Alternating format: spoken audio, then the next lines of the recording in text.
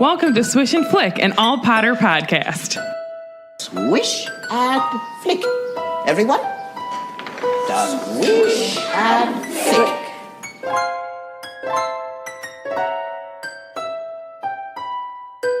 Hello and welcome to episode 86 of Swish and Flick. I'm Tiffany.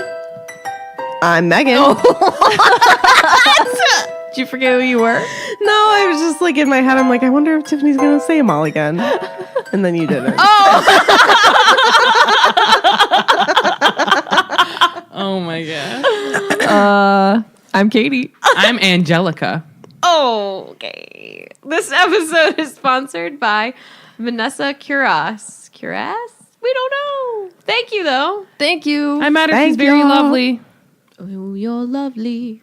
So, today we will be discussing Chapter 15 of Harry Potter and the Goblet of Fire, Beauxbatons and Durmstrang. So, make sure you've read that chapter, and if you haven't, What you spoiler doing? alert, we're going to go into the details. Megan, Of the Weekly Prophet. what do you have for me? It's our weekly profit. Wait. Ooh, okay. I'm clicking it. Pokemon Go creators have announced they are releasing, for sure, a Harry Potter game this summer. Is it Beasts? Is it different than that Harry Potter Unite thing? Yes. I believe so. So I don't want a phone game. No, it is Wizards Unite. Oh. Is this an old article? No, it's not. But they released more details about it. Okay. Because we actually have a time frame as to when it's coming out. It is scheduled to release this summer. It's a reality game, augmented reality game. It's reality.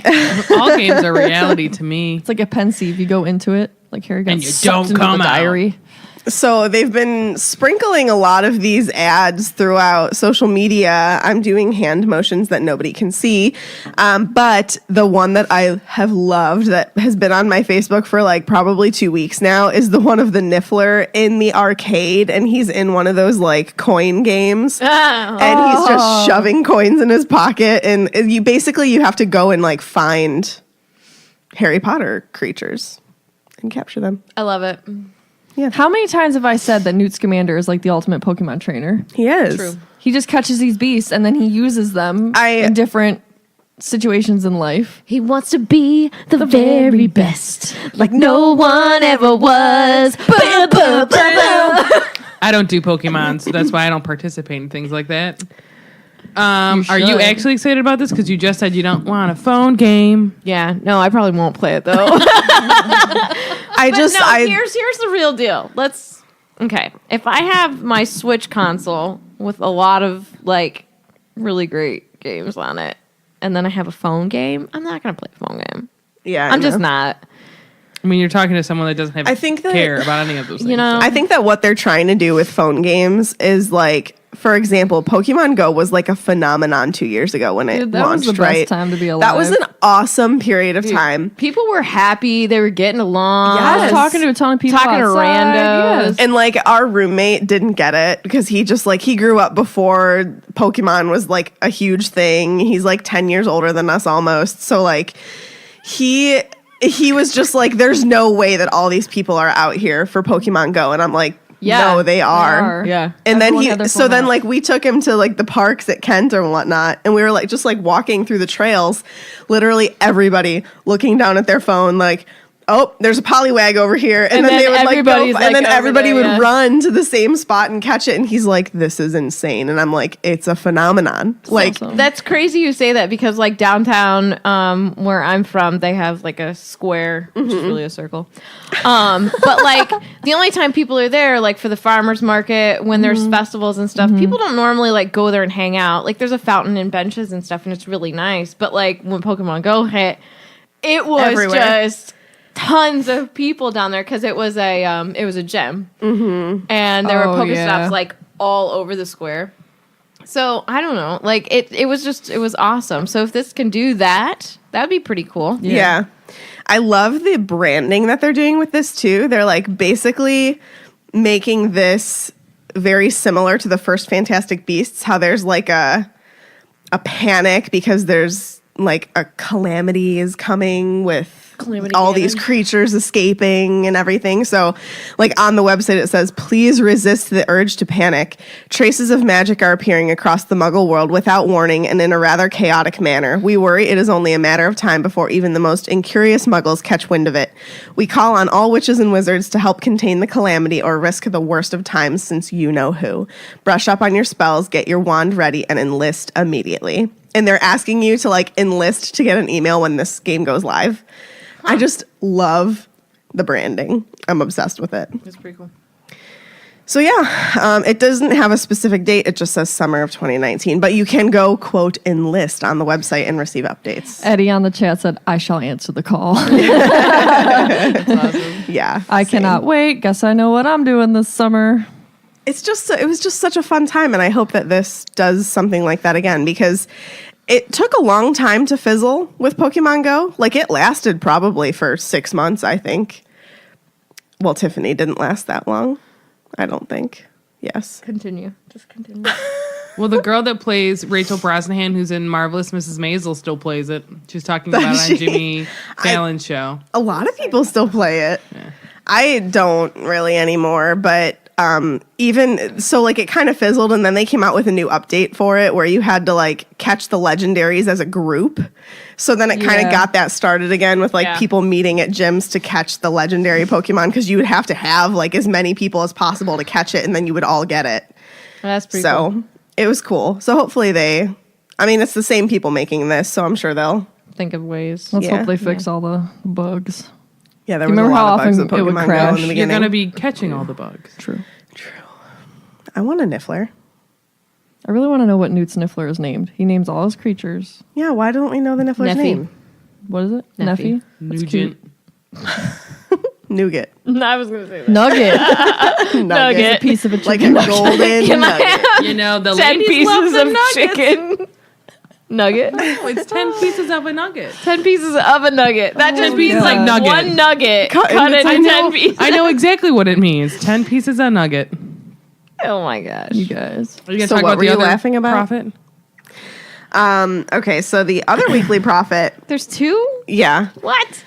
Well, I just wanted to remind people, because I know, and like, this is okay. I'm not, I'm not mad that nobody listens to the end of all the episodes. It's fine. I know that sometimes when we're done, people just turn it off. I do that with podcasts too sometimes. Well, you're crazy because we have awesome outtakes. We do, first of all. So you should definitely listen all the way to the end, because we put our funny bits at the end of the episode. Funny bits. But we also tell everybody about like our website, and I think that some people don't know that it exists. So I just wanted to remind everybody that you can check out like all of our information. There's little bios on us.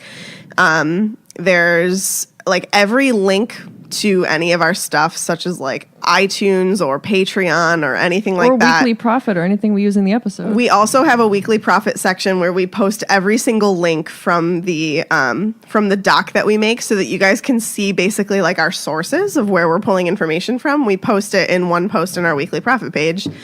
And then also like all of our merchandise is on there. And Katie and I add stuff all the time to the merch page. Like we'll just come up with something random and we'll make it, send it to the girls, and if they like it, we post it live.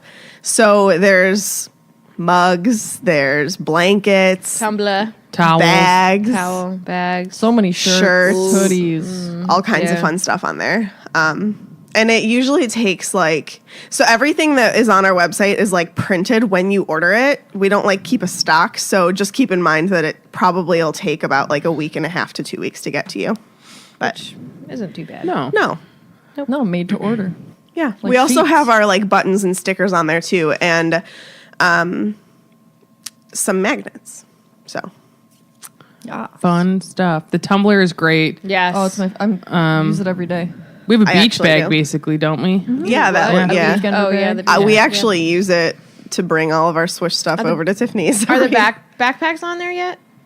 No, because I didn't know which design we wanted to pick. Put them all up. Also, if you guys have an idea, you're like, I'd love like leggings or a dress or something crazy, let us know. We might be able to do it. Yeah. Yeah. We always look into it.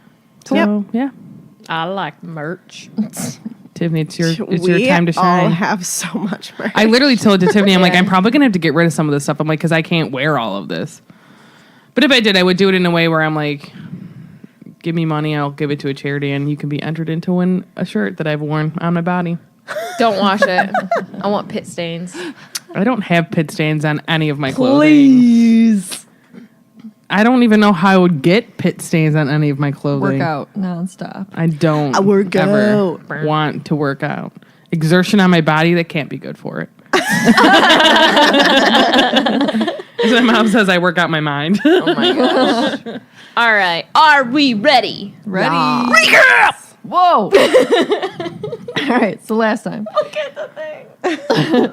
Snape was being extra salty, and the trio guesses it's because he has again lost the job of Defense Against the Dark Arts. We talked all about that last episode. Hermione is still eating at the speed of light and racing off to the library after meals. They had their first Defense Against the Dark Arts lesson with Judy, who goes over some dark stuff with the unforgivable curses. Constant vigilance. Harry and Ron make up a whole bunch of crazy predictions about themselves for divination. Harry's a seer.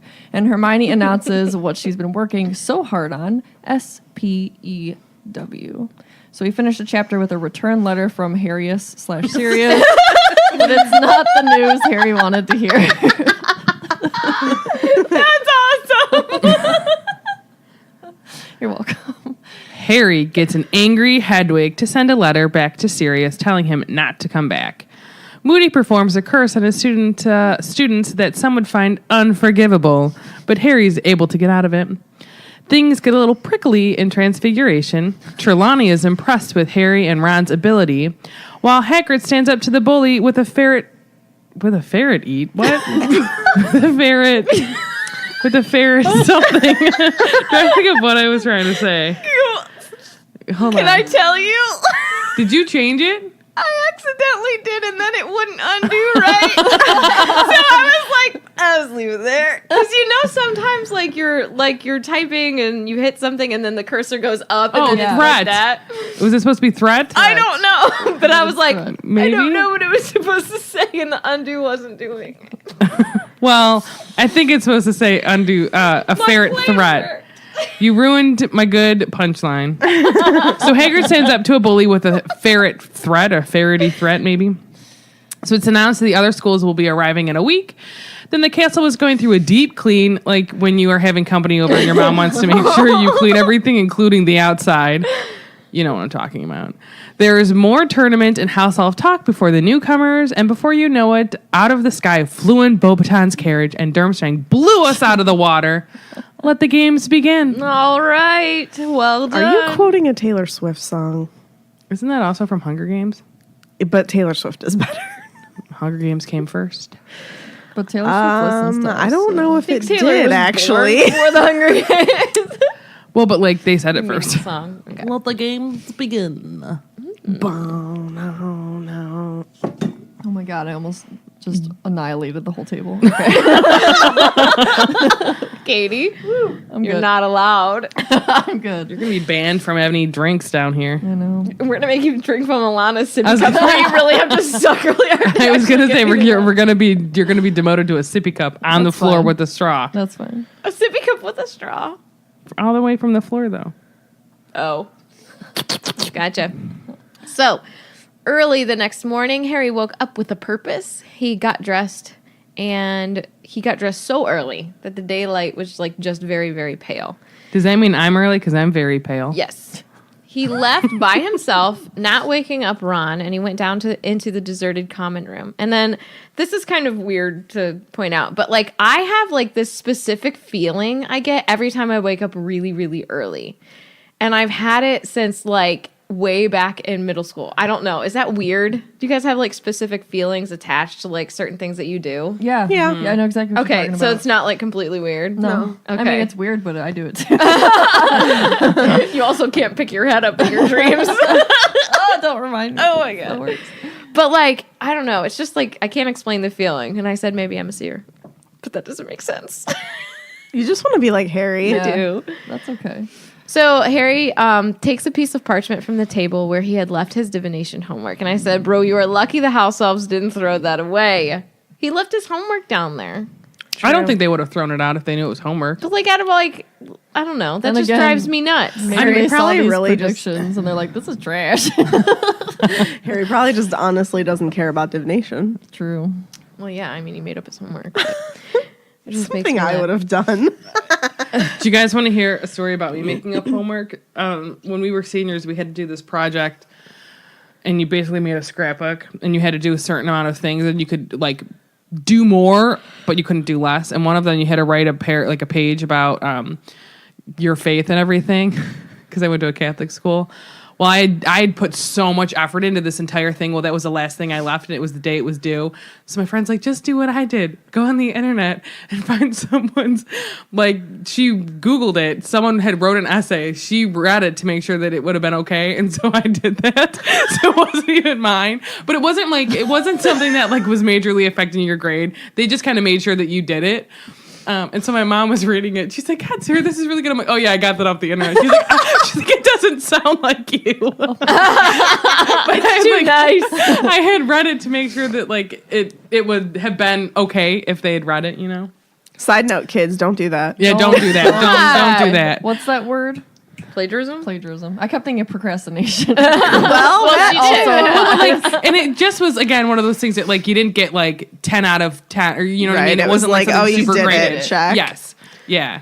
And I'd put so much time and effort into it. Fun fact, there's a picture of Rupert Grint at the end of it. I still have it. I still have mine too. Yeah. Yeah. I still have mine. You guys are something else. Yeah. All right. Wasn't Don't that do like it. our Genesis project?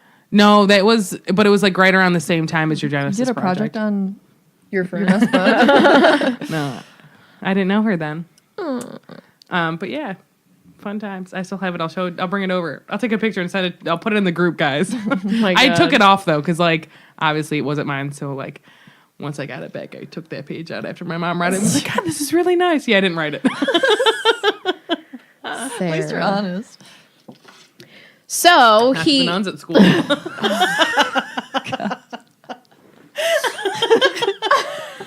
All right, so Harry uses this leftover parchment to quill a letter to Sirius. And so I'm going to read that letter. It says, Dear Sirius, I reckon I just imagined my scar hurting. I was half asleep when I wrote to you last time. There's no point in coming back. Everything's fine here. Don't worry about me. My head feels completely normal. Harry. Harry. Seriously, though. Seriously? Yep. He goes through the portrait hole and went up through the silent Been a castle. while. And he was only held up briefly by Peeves, who overturns a large vase on him halfway along the 4th floor corridor. That's awful. I know! That's like, I Peeves. don't remember that. So, like, he's walking through the hall and then he, like, turns over a vase. But that's Like like literally like it's covering his body? That's what I'm thinking. that's how people get knocked out in the movies. Honestly. Yeah. I mean, it's Peeves. Tiffany likes it. I like Peeves.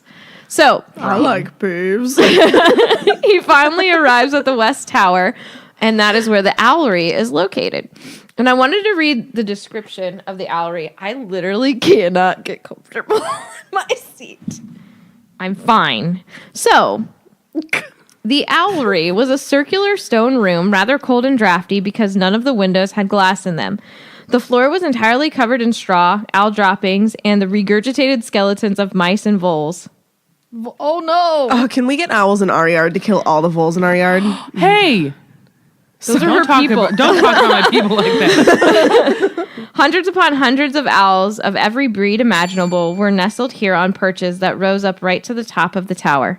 Nearly all of them asleep, though here and there a round amber eye glared at Harry. I love that. Can you just see all these owls and they're like Yes. just peeping out? He spotted Hedwig nestled between a barn owl and a tawny and hurried over to her, sliding a little on the dropping, strewn floor.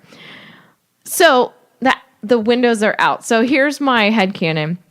That like a long, long time ago, like when Hogwarts was like first like created. Far, far away. Correct. I like want to believe that like these owls like pecked these windows out. That's why there's no windows. An owlery. They're like, this is our and spot. they made it like their own. What I are like you it. doing? Sarah's taking a selfie. But I just liked that description. I like the way I like if I close my eyes and think about that, like I can feel like I'm there. Like you can feel it's drafty. It's kind of like barn-like to me, which I'm very familiar with being a country girl. And I just like it. It feels You're from the country? Oh my Lord. All right. So if you really quick, I like how they portrayed it in the film. I agree. Like I picture the scene where Harry's asking Cho to go to the Yule Ball, and like they do it so perfectly with the dropping strewn, floor, and Well, think of also the how like away it is from the castle and how far up you have to go to get there. I just like that. anywhere at Universal, there's owls. There's one on the Hogsmeade side and one on the Diagon Alley side. I mean, there's droppings all over that on the really tall towers. Yeah, I like It's it. kind of funny that they even put it there. That's not like their owls, right? Those are like just owls. Yeah, those would be like if you go to the post office. Like, hey, I'm going to use the owlery. No, there are real owls there. Real time life or fake time life? Oh, fake time life. Oh, thank you. You're welcome. Well, because some of the places like keep owls and they like chain them.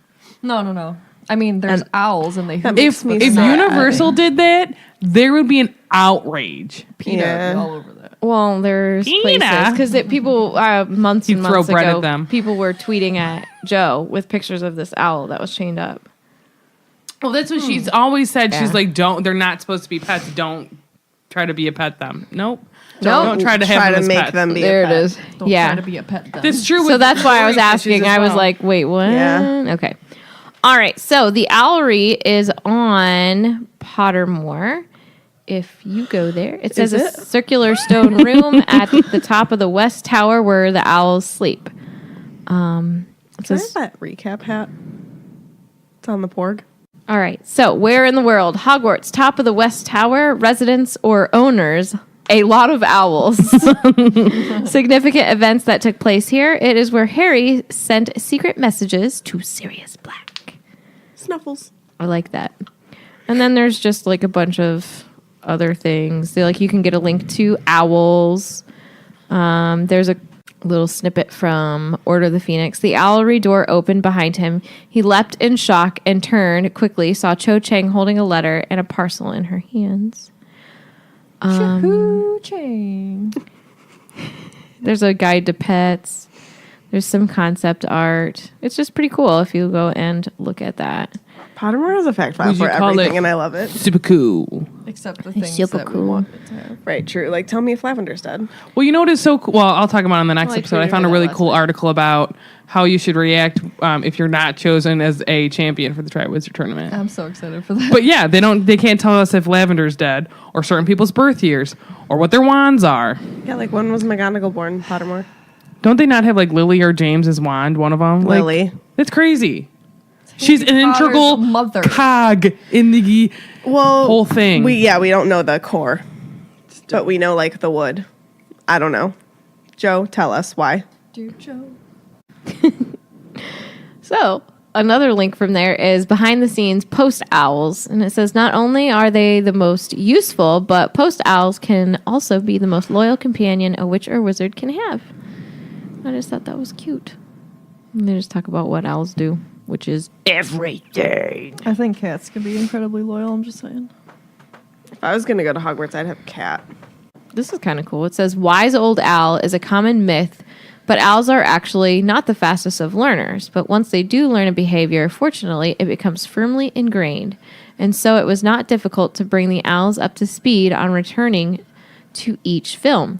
The owls responded to a whistle sound that was part of their training to turn their heads on cue or to fly from point A to point B, where they would be rewarded with an owl treat.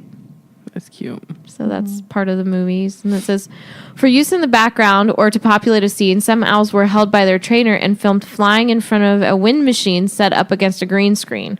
The trainer would be digitally removed, and the filmed owl could then be directed within the computer to fly in any direction necessary, as high and far away as needed for long shots. Interesting. Yes. Cool. Did you guys know that 7 owls played Hedwig? That's Really? crazy. I know the main owl was an owl named Gizmo, but there was also Casper, Oops, Swoops, OO, Elmo, and Bandit. Oops and swoops. Isn't Gizmo the name of the creature from? I've never watched that movie. Gremlin? Yeah, I've never seen it. yeah. The creature. either. Yeah. The gremlin from Gremlins. I couldn't remember what it was called. But like the main OG Hedwig, Gizmo. Gizmo. Okay. I like oops and swoops too. I like OO. Do you think Oops and Swoops are best friends? Yeah. Huh? I hope Do you think Oops and Swoops are best friends? Probably. Probs. They probably have a catchphrase song. I'm Oops, I'm Swoops, we're besties.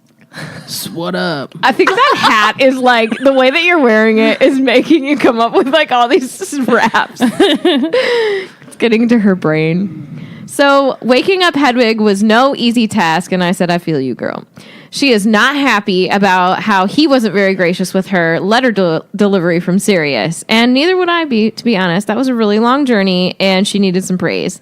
And so in the end, Harry was like, oh, well, maybe you're too tired. Let me use another owl. And she's like, nope. And so she finally gets up and she lets him tie the letter to her. And I am going to read the, as I put, Harry Potter quote. I don't know why I said that. He said, just find him, all right, Harry said, stroking her back as he carried her on his arm to one of the holes in the wall before the Dementors do. He is so worried.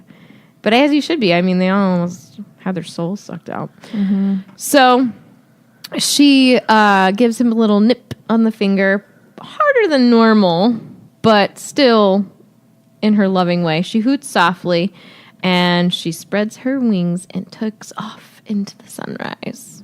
I love her. Mm-hmm. He deserved a little bit of a nip. Mm-hmm. I agree. He's not nice to her. Not a nip and a nap, but just a nip. Yeah. Yeah. All right. So Harry felt uneasy. Should we start a drinking game to every time we say that? Nip and a nap. No, all right. So you said I it. say that? You said it at least 4 times. I'm not lying. You said it. It's all All of our of them. We all do it. catchphrases. It's going to be the next t-shirt. So now what do I say? Eddie goes, I feel you, but I'm still annoyed. Classy, sassy, classic sassy Hedwig. Head walk. All right. No, I said it again.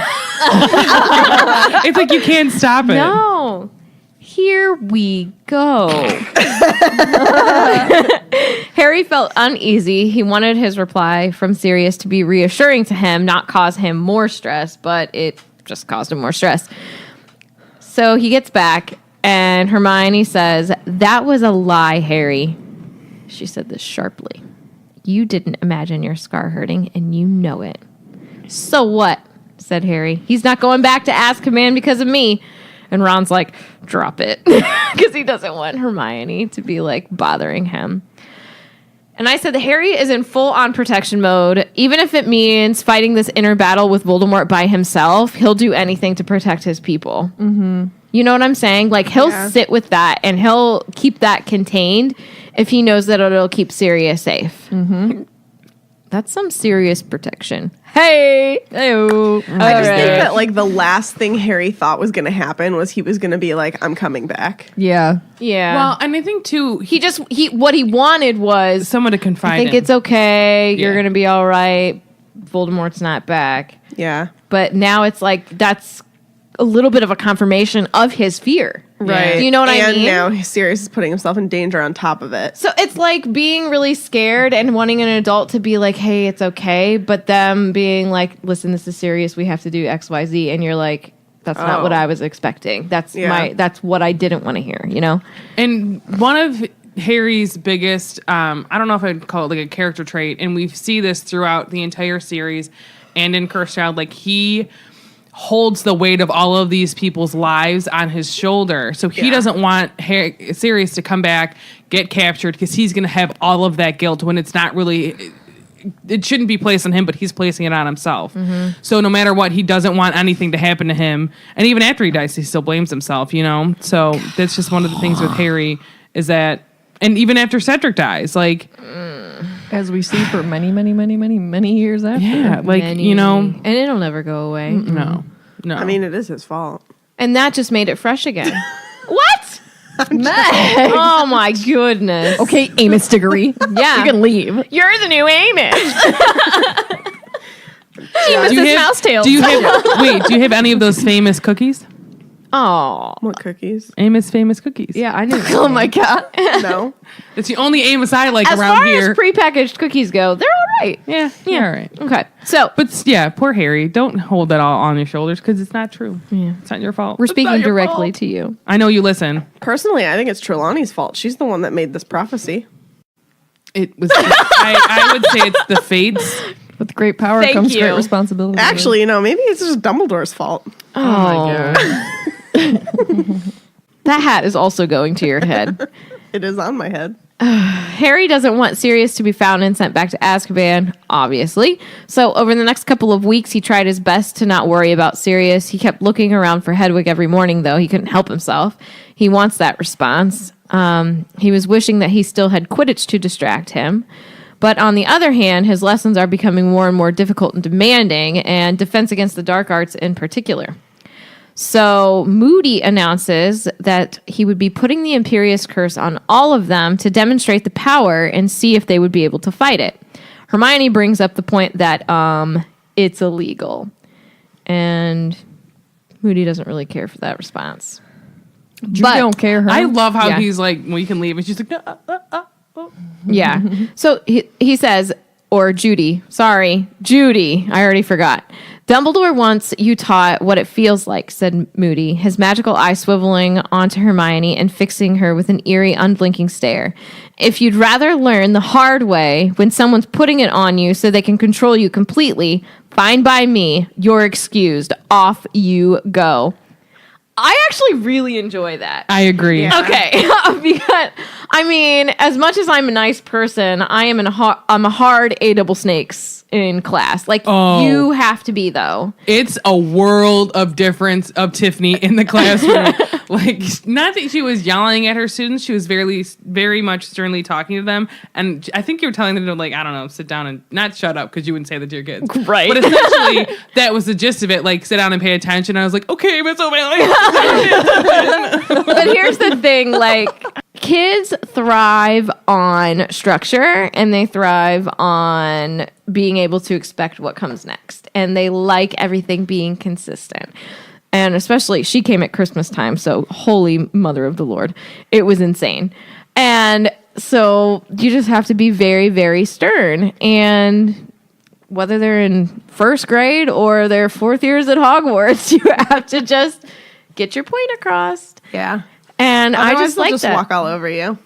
Oh, and that's when it gets let go, you know, and then you have some trouble. And that's why, friends, my classroom runs like a well-oiled machine. And now we can, you know, get silly and have fun. Like now, I know this is so off topic, but when they are like really getting something, I used to have them like pat themselves on the back, and I was like, you know, that's kind of fun, whatever.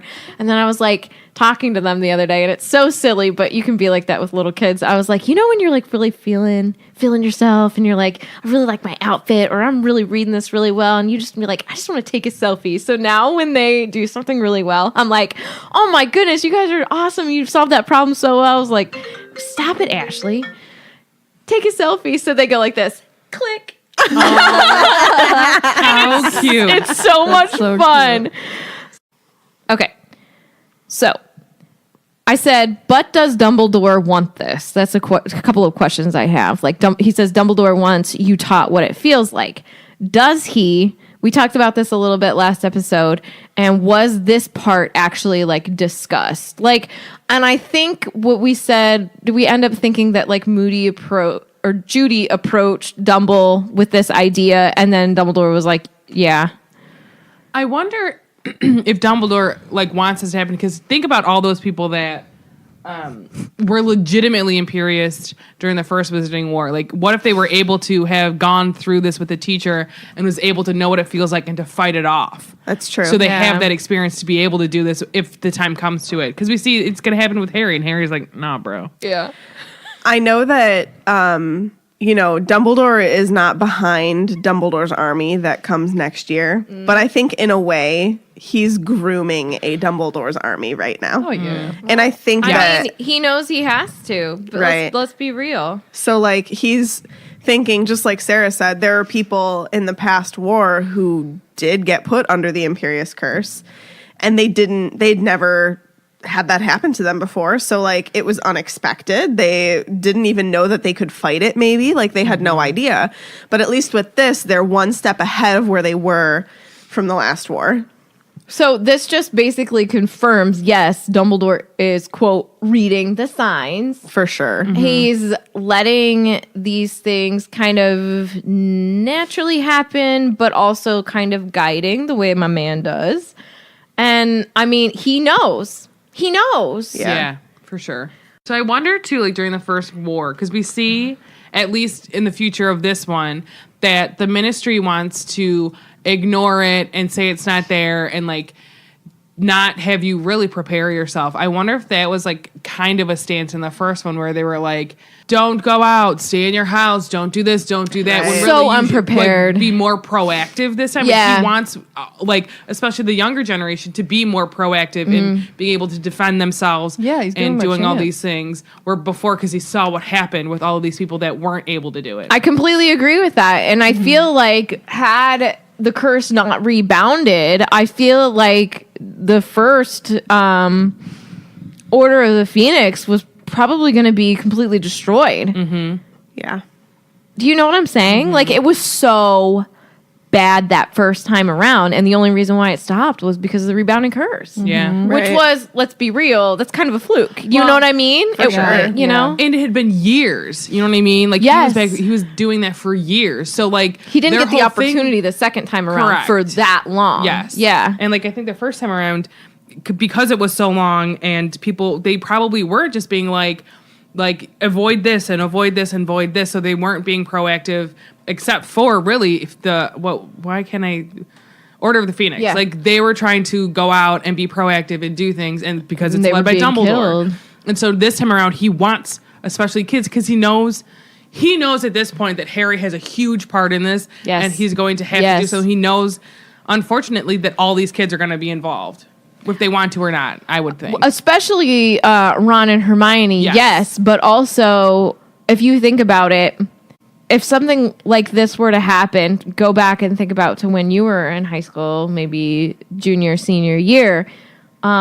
If you knew that you had to like step up and protect someone like in your year, like there's probably going to be a lot of people that would do that. And he knows that there are a lot of people that would do that, especially with their parents being so involved in the first war. They know that kind of stuff is still pretty fresh. Yeah. You know what I mean? It's still affecting them on a first generation basis. yes. It's not like this was, if you think like now we had grandparents or great grandparents who fought in wars, like big world wars, not necessarily, I'm not saying that people who have fought in like the Iraq war and like any of that kind of stuff is not as You're just saying the damaging. world war. But like the world war is Gotcha. like it doesn't touch as many people now Now, as it yeah. would have with like the Vietnam War or something like that. You know what I Yes. mean? Yes. Yes. I get what you're saying. Yeah. Katie. This makes me think of the Parkland students. Yes, I was going to Yes. say the same Big time. thing. Yeah. Those Yeah. are just their kids, and this horrible thing happened to them, and they literally stepped up. They They're have. doing things adults are not Should doing, have done and already. they're Yeah. forced to grow up really quick, which It is breaks really my sad. But they're incredible Yeah. people. I don't Yeah. care how young they are. Well, most of them now are voting age anyway, so they're technically legally adults. Right. Correct. You know? Yeah. It's just this feels like a direct parallel to that for me. It's a very Yes. good, like Yes, I they're a agree. very direct correlation to like what a Dumbledore's army would be. I think for Yeah. a certain. Well, and it's sad that that has to be a issue, or- thing. yeah. Yeah. It's very sad because that's immediately what I was thinking about, how being proactive nowadays kids have to learn. Like I never once in my entire like life of going from like pre-K to when I graduated high school had to do anything with An active shooter drill? We had to either. do like maybe Fire a lockdown, but a fire I think drill. we did a lockdown tornado one time in drills. high school. Never. And that was, you know what I mean? And now kids that are in kindergarten are learning these things, like what to do in case someone comes into their school. And it's so terrifying. horrific, and it I makes mean, me really sad. Yeah, I texted you guys not too long ago about practicing and stuff like that, and then stuff happens. But It's so sad. it's unfortunately a different world right now. But being proactive, and Dumbledore definitely knows a little bit more of how he can help prepare the young people in the wizarding world. Let's move on. So Moody tells her that she can basically like peace out, and she goes pink. I don't know where the bell is on my side. Okay. And she like mutters like something about like not wanting to leave. And Harry basically like points out Hermione would rather eat boobotuber pus than miss an important lesson like this. Horrific. Right. So I want to read real quick from the chapter about what the Imperious Curse looked like when Judy was putting it on them in class. I cannot say Judy, seriously. I know. It makes But we have to. If I don't distinguish like between the two, You forget. you do. Yeah. Yeah. Because even when you read the actual Moody later on, it does feel like Different. year Rougher. 4. No, but it feels like year 4 a little bit. Oh yeah, well, like back in 7. Barty did Yeah. a really good job Yeah, portraying Well, Moody. he did. fooled Dumbledore, and I think that's saying a lot. correct. Yes. Yes, you have to think about that. Like, that's big time. That's kind of like Snape fooling Voldemort. You know what I mean? Yes. It's Yes. huge. Yes. Okay. So Moody began to beckon students forward in turn and put the Imperious Curse upon them. Harry watched as, one by one, his classmates did the most extraordinary things under its influence. Dean Thomas hopped 3 times That was There my it bell is. 'cause no one rang it. around the room, singing the national anthem. Lavender Brown, R.I.P. maybe, imitated a squirrel. That's That- really sad. You and I just did the same thing, except you did this. What did you do with your hands? Oh, That's just all your I mouth. We're in love. Neville performed. Yes, we are. No. Neville performed a series of quite astonishing gymnastics he would certainly not have been capable of in his normal life, or normal life state. Sorry, my phone went black.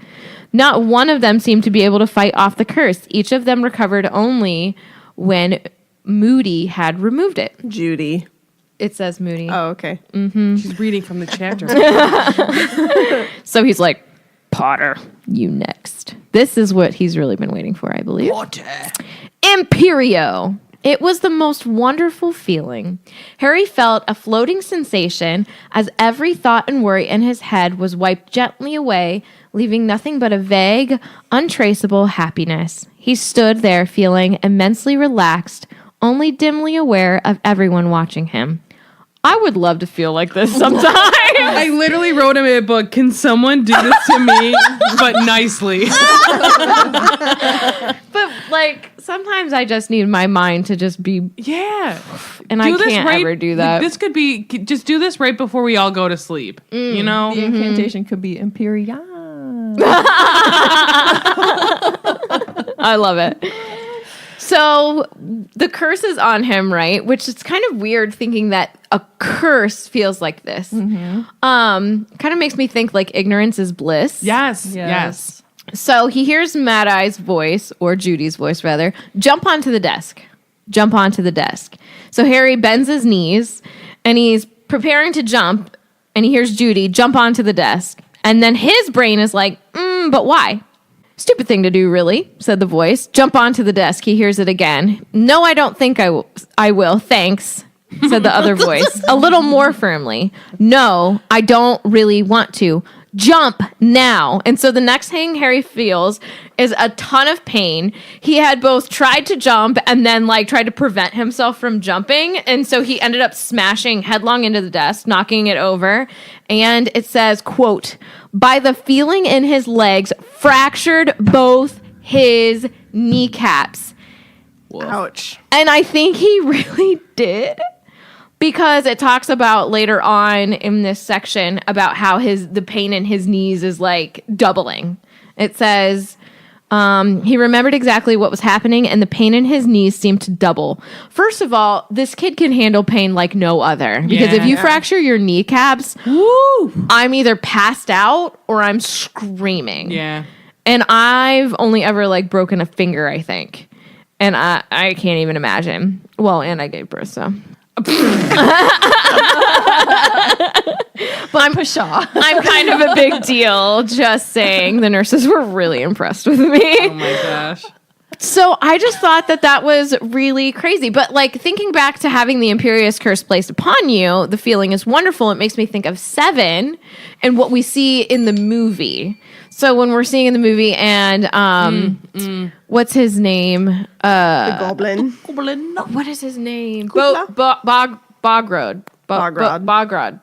He has it placed upon him, and the feeling that he has, he's like, Yeah. you that know, was kinda sick. it's like he feels amazing. Just bliss. And I forgot. Yeah. I think I always wondered, like, okay, why do you look like that? Like, I get that you have the curse placed upon you, but you look like you're just like having a great time. Because I'm having a great time. Having a great Kind of time. like drugging under the somebody. Imperious A Curse. little bit. Yeah. Like just a happy, no worry kind of thing. And it makes sense I said now it's like reading drugging this. somebody. Oh yeah. And this is where I can I think really, it depends on what kind of drug. Yeah, but I can really appreciate the way that they did this in the movie now. yeah. You know what I mean? Like, if I can appreciate the movies because I harp on them so much, I want to point it out. Can I just talk about that scene that it took me a very long time to realize that it was just Rupert Grint dressed up as Rodolphus Lestrange? Like, I didn't realize. Because I'm like, God, he kind of looks like Rupert Grint. Like, took me a while to be like, oh, that is Rupert Grint. Are you? Yeah, because they didn't Are have you his hair, so serious? they Yes. transfigured him. I can't handle you.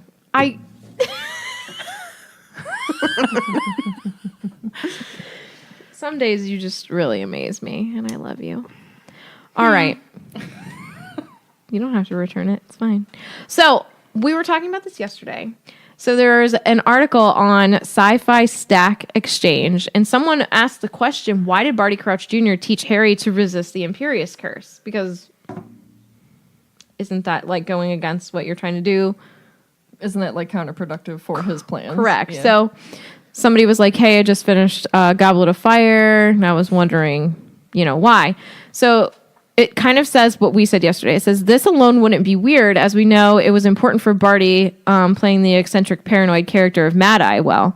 However, it makes sense to point out the lesson to continue using the Imperious Curse on Harry until Harry can resist it, ignoring the fact that Harry learned to resist one of the most dangerous curses in the magical world in an hour-long class. It says, what possible motivation would Barty have to teach or train Harry Potter to resist a very useful dark spell? It says Voldemort later in the same book even tries to use the Imperious Curse on Harry and can't. It said one would assume this is due to the earlier training. So, Shout out to that. Hold on. He That can. Harry He does use it on him, but he fights it off. So he can use it on him, just not for long. right, it's kind of like when the spells won't hold with the Elder Wand. I feel like it's not that he trained him to resist it. Harry would have resisted it regardless. And I think that this was I think this is an a experiment. test to see if he would. Right. Because Like we said last Judy time- already last night, knows. I mean, like, he didn't really teach Harry much. He just said, you This is have natural. to resist it. This is natural for It's Harry. natural Harry. Uh-huh. Yeah, he's Yeah. just like, because I don't, like, he never told Harry, well, you have to think, I'm not going to do that. Like, Harry just does that. Harry is just like, It was a voice- that's a stupid thing to do. Hold on, I want to pull. I'm not going to do that. Like, it's not like, Like why? yeah, Why he do I need questions to? everything, which is a good thing. Here we go. Another voice had awoken in the back of his brain. What if it was a Voldemort voice talking to him? You don't think so? I don't know, just because Devil's like advocate over here. because I think that Voldemort would want He doesn't him know about the to connection be like able that to yet. use it. And yeah, he's unaware right But now. I wonder though, like if he's doing this to test how much he can do it. Like, I think he wants to know if he can put Harry under it successfully for a while. Yeah. And Yeah. he can't. Straight up. That's why he has to go and figure out a different plan. I think too that possibly Imperious would have been a backup plan for Voldemort had he not been able to successfully kill him whenever he gets to the graveyard. But is that graveyard plan formulated right now? I think so. yeah, I would think so. You I think? think it is. Yeah. So How Because angry? if he can't kill him, then at least maybe he can try to control him and send him back to Dumbledore. but be under Imperius. But now he knows he can't do that. See, I don't know if the plan is completely formulated at this time. I feel like this is kind of like an experiment for Judy and Voldemort to kind of be like, okay, how am I going to get Harry Potter to Voldemort? Because that's what has to happen. Can I put him under the Imperius curse? This is like, no, I can't. So let me formulate another plan. But he has to get to the graveyard because he has to use the bones of his father to be there. Right, So but no he matter doesn't know how to get him there. I'm saying like the Portkey thing might not have been planned at this moment. That might not. I think the graveyard bit though Okay. is planned. Okay. I think that's Portkey fine. is planned. You think the Portkey's planned? I think it is. So why do this? Well, and you know Because I think that he's trying to figure out if he can control Harry in the tasks Yes. To ensure And he wins. to ensure his win. I think before I can see that. I think that because he, Junior, Barty Crouch Jr. had to know ahead of time to like fix the cup or the Right. goblet in order for it to, because I think there's a theory that we try to find online that basically the other three player or champions were picked so Harry had a better chance to win. And to make sure that the cup also, or the goblet also chose Harry. So I think he did that ahead of time. So he must have known already to do at least that and then have that be the Portkey. So I do think he probably thought about it ahead of time. Yeah, and I think that Imperius, like right now, like I said, he's trying to figure out if he can cast Imperius on Harry during the tasks to try to ensure him to win. Now he knows he can't, so he defaults to casting Imperius on Krum later because he knows he can control him. And then he probably even does it to Fleur maybe in the second task. I mean, that's my theory, but like we could talk about that when we get to that. Like, why did she fail so That's a quickly? good point. So like, did he control that? And I think that Yeah. And No, I like what you're saying because it makes people do extraordinary things they wouldn't be able to do in their normal state. right. I like that well, a and lot. too, like we know that he manipulates Harry anyways. Like he basically tells him like what to do in each task. Like he makes sure Yeah. in the first one that he could like, hey, what's your strongest thing? Get a broom, do that. Right. And then in the second one, he's like, I gave Neville this book months ago. Here's Dobby with some gillyweed. And then in the last one, we know what he does. You know? Correct. Yeah. Right. Because he knows that it's not easy to control Harry, so he has to figure out other ways to ensure his success in each task. And two, with Voldemort, Because Harry wouldn't do well without Yes. Judy's help. and with Voldemort, he's very much like the kind of person, like he wouldn't just go in right now and get Harry. Like I feel like wants to put like almost like a performance show. on. So like when Harry even gets to the graveyard, he talks so freaking much that Harry's able to get away. Right. Classic evil Essentially, monologue. yeah. Oh, whoops. So like he makes sure that he can go through all of these things. It makes a big show out of it. Classic Voldemort. Classic any villain. Let's get real. Yeah. You know what I Fail. mean? But it's very different from Grindelwald. You know, like, just very different. Maybe, I don't know. Grindelwald, I believe, is more evil than Oh, I Voldemort. agree 100%. Yeah. And that's hard to well, say. I think it's because he's more manipulative, you know? He's got that good lookingness, like he's a good looking guy-ish. He's got a weird eye, but and then there's and then he's- there's Voldemort with well- no nose. Well, he was hot once. he's something. charming and he's able to know exactly what to say to get you on his side. See, Voldy used to do that, and then he was like, "Here, let me split my soul, and then let's see how look at snake-like Christian I can Coulson. What did be." he do? Who? Oh, he plays Voldemort in Chamber of Secrets. Remember, we saw him at Muggle Night Live. Oh yeah. Well, you can't just throw out actor names. You know I don't know these things. Sorry. Dang. So, moving on. Harry makes use of two of the unforgivable curses in the books. And it says, and when he is breaking into Gringotts, he uses the Imperious Curse to control Travers, who has entered the bank with them. And how do you say it? Bogrod. Bogrod, the goblin who is ushering them down to Bellatrix's vault. I'm not going to read Imperious because I read it last episode. Moody is pretty much stoked about how Harry did. Judy. Goodness. I'll do that in my notes from now on. But it's kind of like, just listen as I read this, because it makes it sound like he's very excited, but you can also feel like an undertone in there when you read it knowing that this is Barty Crouch Jr. Look at that, you lot. Potter fought. He fought it, and he damn near beat it. We'll try that again, Potter, and the rest of you pay attention. Watch his eyes. That's where you see it. Very good, Potter. Very good indeed. They'll have trouble controlling you.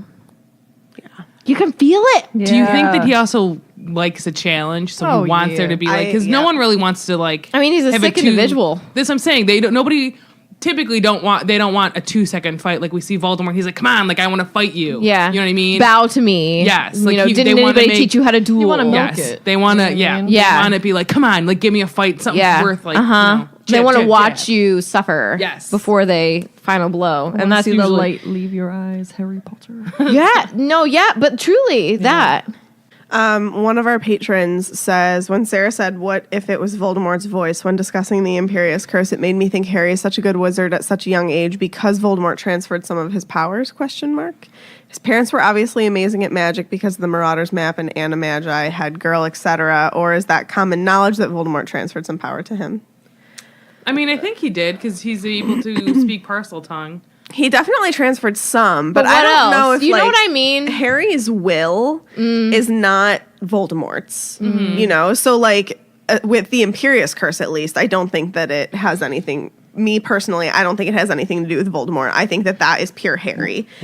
But possibly some of his ambition might come from Voldemort because that's a super Slytherin trait. And like Harry can be super ambitious towards, just thinking about Dumbledore's army and like wanting to teach people and taking all of this responsibility. Like I think that, but I don't know about necessarily like magical power transferring to him. I don't know. Like I think Harry really is just a powerful wizard. I mean, because we'll think about Cursed Child. He can still speak parcel tongue. And Voldemort has left him.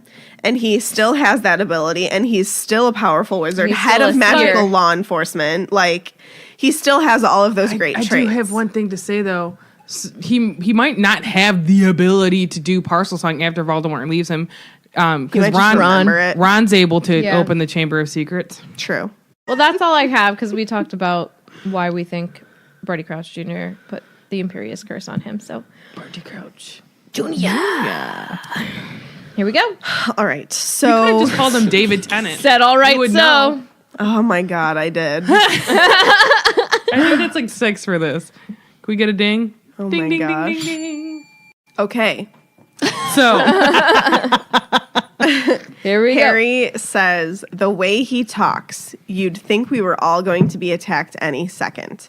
And then I say, but how true is... So, by the way, they're leaving class. And this is when Harry says this to Ron and Hermione. But how true is that? Like, he's literally a Death Eater, has zero remorse for anything he's done, and he could attack them at any second if he really wanted to. yeah. I mean, he doesn't care. He totally destroyed Neville's parents. I'm sure that he's done plenty of other bad things as a Death Eater. I don't know. So I just think it's funny, like hearing Harry like pick up on that. It's kind of like it's true. He could attack them at any second. Yeah. Ron had a harder time with the Imperious Curse, and it was making him skip on every alternate step. And I said, why do you think that it has that effect on people? Do you think it's just from feeling so elated? Like he feels so elated, so he kind of is like still on a high. He's like coming down from a high. I wonder how long that lasts, though. Moody says that it should wear off by lunch. And this is their first. Can somebody Lesson? just do this to me, please? I wonder though, like, but do like, they nice, crash? like, Laughing gas. Ooh, I wonder if there is. It's like you get like that complete, Maybe. like that huge crash, that 2 o'clock Like- feeling. Think of Ron when he had the love potion and they took that. Oh, It felt really bad. I love that scene in the movie. He's like, girls, they're gonna kill me. Yeah, so Moody says it should wear off by lunchtime. So I kind of attribute it to being like a high. Yeah. yeah. Then I think Ron says this. Yeah, Ron. No wonder they were glad to get shot of him at the ministry. Did you hear him telling Seamus what he did to that witch who shouted boo to him on April Fool's Day? Oh, She's dead. Except I think that's what happened. I was like, well, what do you think he said? Do we ever hear what he said?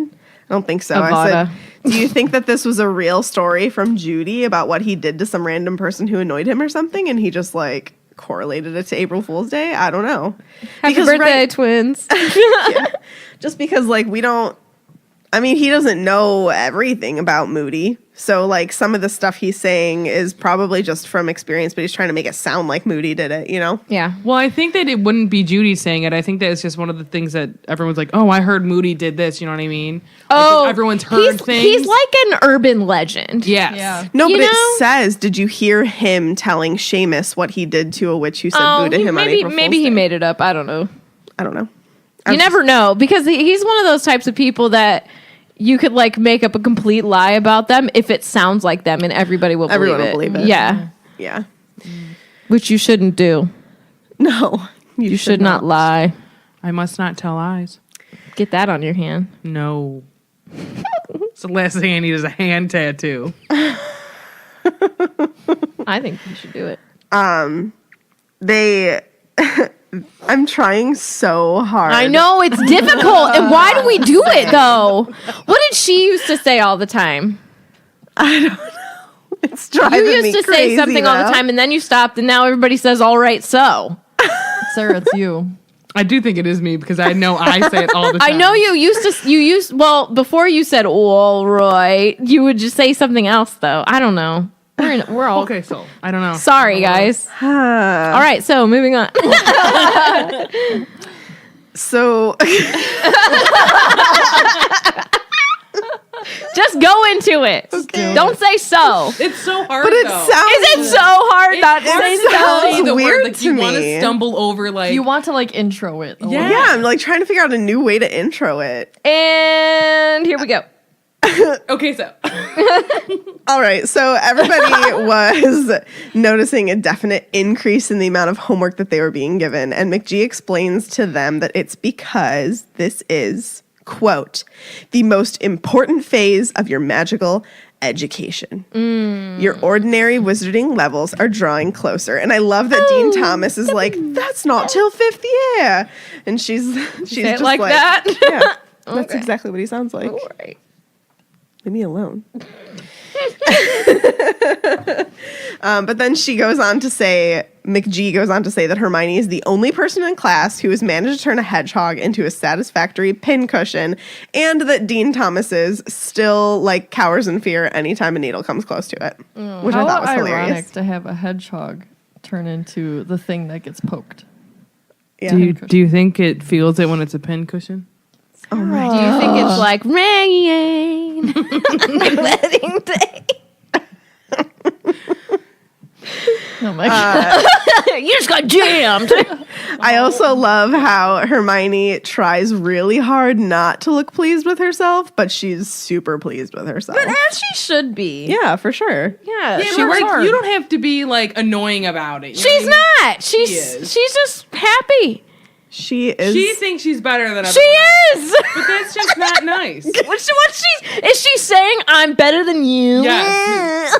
No, she's not. No, she just has a With her nice body little language, smug yes. smile on her She's face. allowed to smile, and it sucks to suck. So you go, Hermione. Peeps should practice more like Hermione. They all go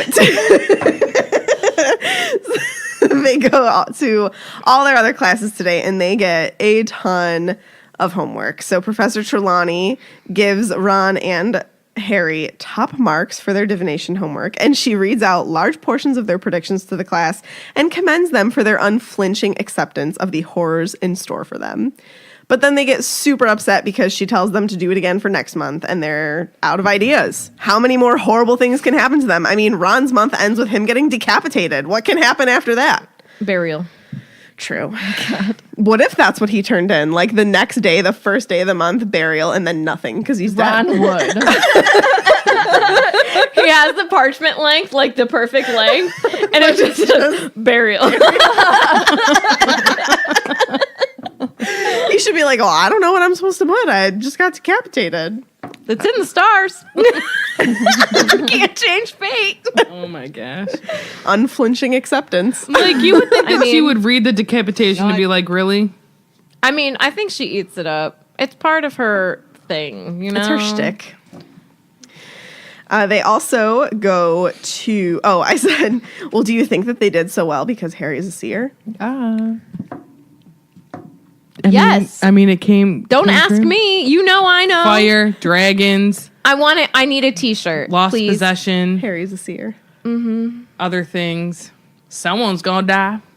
I want you're a seer, Harry, and some kind of like glasses with scar. That's I don't know not if we're gonna allowed get to us do in that. trouble. I don't think we can do glasses and a scar, but we could come up with something. Well, You know what would be funny? something. If you wrote glasses and then scar. Maybe we could do like a divination orb. Something like that. That's not I like copyrighted. that. You're a seer. All right, we'll work on it along with our other massive Also, someone list of stuff. off topic. Not really. I did it like Megan did. This is not about Quidditch, but it's about Quidditch. Someone wants a hot cup of fire merch. We have I something. did dabble in that, but it didn't turn out as how I wanted it. So I need to. Revisit it. Okay. They had one of those color changing mugs, and she ordered one to see what it looked like, but you could see the design even when I it mean, was dark. really bad. It looked so bad. It looked horrible. I was like, this is horrible. We need Sad to find tweet, you. man. I was really upset. Maybe we can find a different place to get that done. Maybe. Yeah. Okay. We'll get you guys. We'll Back take to care the of our chapter. swishers. I think it'd be really funny if you just had a cup that underneath it said hot cup of fire. Like that's it, just the words. I enjoy things like that. They go to History of Magic with Professor Binns, and he has them write 2 essays on the Goblin rebellions of the 18th century. Cool. Potions, they are researching antidotes, and Snape hints that he's going to be poisoning one of them before Christmas to see how Cool. well he can make an antidote. Cool. This is whenever he, isn't this whenever he says he's Yeah. going to poison Neville's toad? Yeah. Snape Trevor. doesn't like toads. Yeah, there's a lot of toad things. What does toad mean? Totally out. All day. No, totally outstanding, amazing dinosaurs. They probably are dinosaurs. They look kind of like crocodiles, but small. But Those are honestly, it dinosaurs. just says like if you look up toad, it obviously tells you what a toad is. But it also Umbridge. says a contemptible or detestable person Oh, that's why Umbridge is like described as a toad. described as a toad. She is not a nice person. So they also go to Flitwick's class, aka Charms, and he has them read 3 extra books in preparation for their lesson on summoning charms, Goodness. which in caps I say is important. It's gonna Summoning be, charms is important. an Accio time. Swish know. and Flick, except no, that's Wingardium Leviosa. Never mind. Okay. Just kidding. And then they even get a ton of extra work from Hagrid, our boy Hagrid. He has them coming down to his hut on alternate evenings to observe the Scroots and make notes on their extraordinary behavior. Hagrid. You gotta give it up. Rolled over. Why? Today it blasted. You know, like what do you say about Today it screwed it. Sarah, I'm interested on your take of this next sentence I'm about to read about your boy. I'm here. I'm listening. Draco says he will not be coming down, and Hagrid says, "You'll do what you're told." And he tells Hagrid, Nope. Wait, Draco. Hagrid tells Draco, There it "I is. hear you made a good ferret, Malfoy." What do you think about So that? this is what I have to say. 2 things. It's an First of empty all, threat, I first of all. don't. I Well, don't yeah, for sure. particularly care that Malfoy has no respect for Hagrid, Agreed. and he should, Zero. regardless of anything. Like he's a professor. He's a and professor you- and an adult and another person. Correct. But I also don't particularly care for Hagrid saying that to Malfoy, because what happened to him was a horrible experience, and I don't agree with it in the slightest. Because he's probably like has nightmares. You know what I mean? Like that's a traumatic thing for him to go through, and then Hagrid kind of throwing it in his face is not nice. So Hagrid, Both. I need you to call Malfoy 10 points from both. and apologize. Thank you. I don't Next. think he's going to call him anytime soon. I But- agree with Tiffany that it's an empty threat, but it's still the fact that he said it. Yes. Well, it was a way of like poking fun. However, But like, it and that's works. just showing. Well, It does. and that's also It showing works. what. It's almost like promoting what Judy Judy did. did was an okay, was okay. thing, and it wasn't. well, it was okay. But- Okay-ish then, because nothing happened to Judy. That we know, but yes. Nothing. But at the same time, like the things that Draco did to Hagrid last year weren't okay either. No. Agreed. I mean, everybody's So, guilty. Yes. And I do Doesn't make it okay. I do appreciate that this does make Draco shut up and listen to him. Yes. So It's like almost like there's no other way to get through to Draco Well, because of I what know. his father does with him. And I agree. do think Do you know what I mean? Yes. Yeah. But I also think that Hagrid's also a little shy to be able to go and say to Dumbledore, being like, you know what, I'm having trouble with Draco and he's not doing A, B, and C or any other student because I think he's so afraid that his position is fragile, which it's not. But he thinks it is. He's 'Cause so blessed to have what he feels Yes. so blessed to have what he has. He doesn't want Yes. any reason, like to give anyone any reason to take it away from him. But he also needs his students to like respect him, regardless if they like him as a person or not, because he's not a bad guy.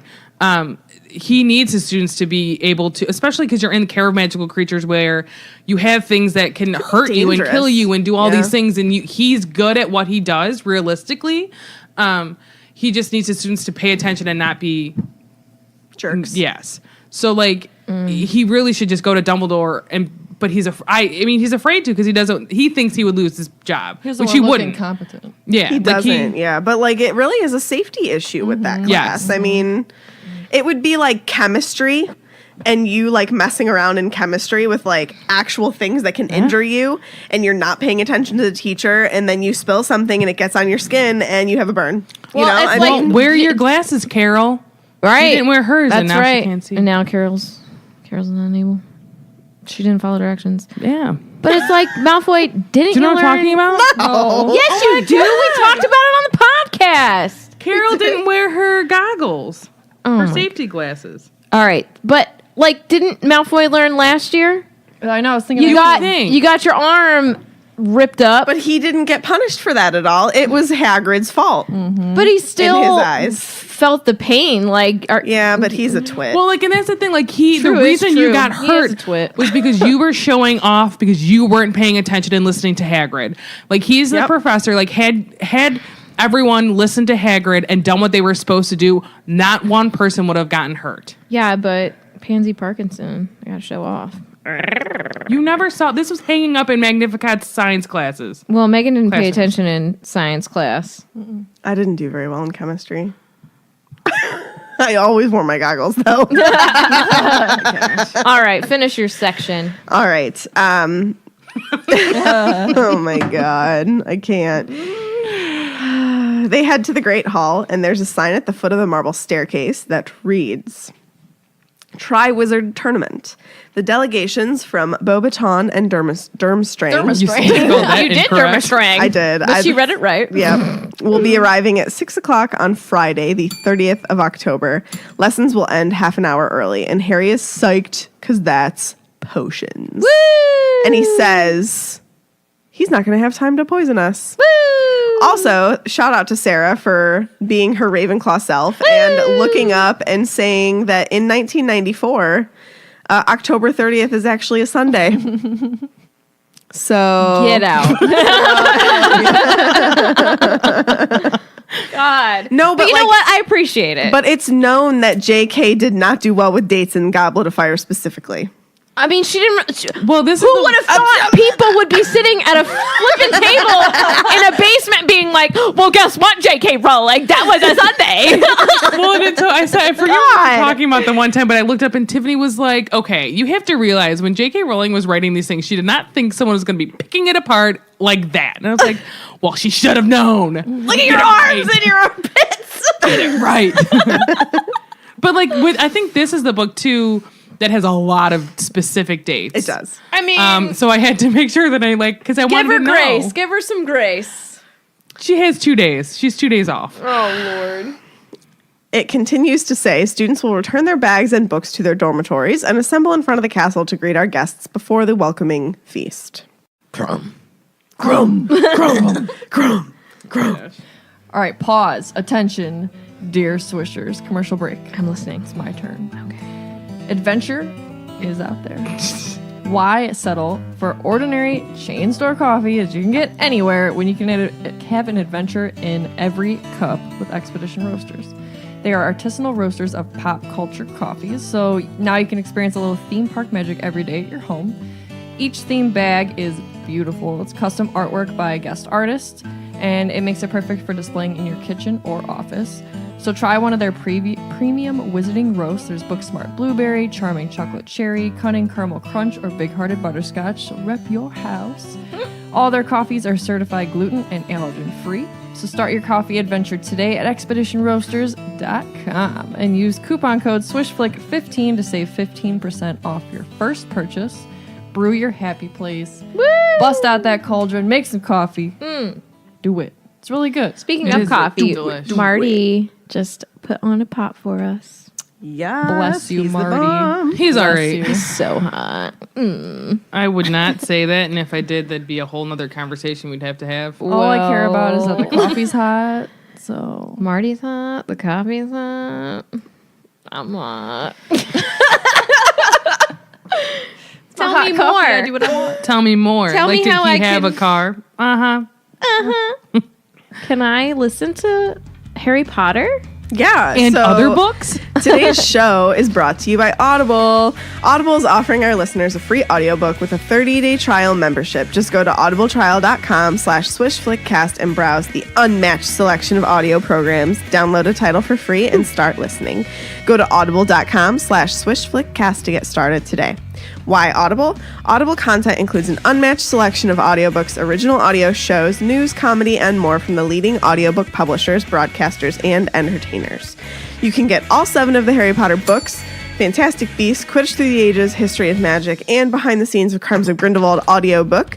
I listen to all of the Harry Potter audiobooks on Audible on my long drives to and from work. All of them at the same time. All Yeah. of them at the same time. It's not confusing. No. When you sign up, you get 1 audiobook for free, so you can pick whatever book you would like. So to download your free audiobook today, just go to audibletrial.com/swishflickcast. Woo!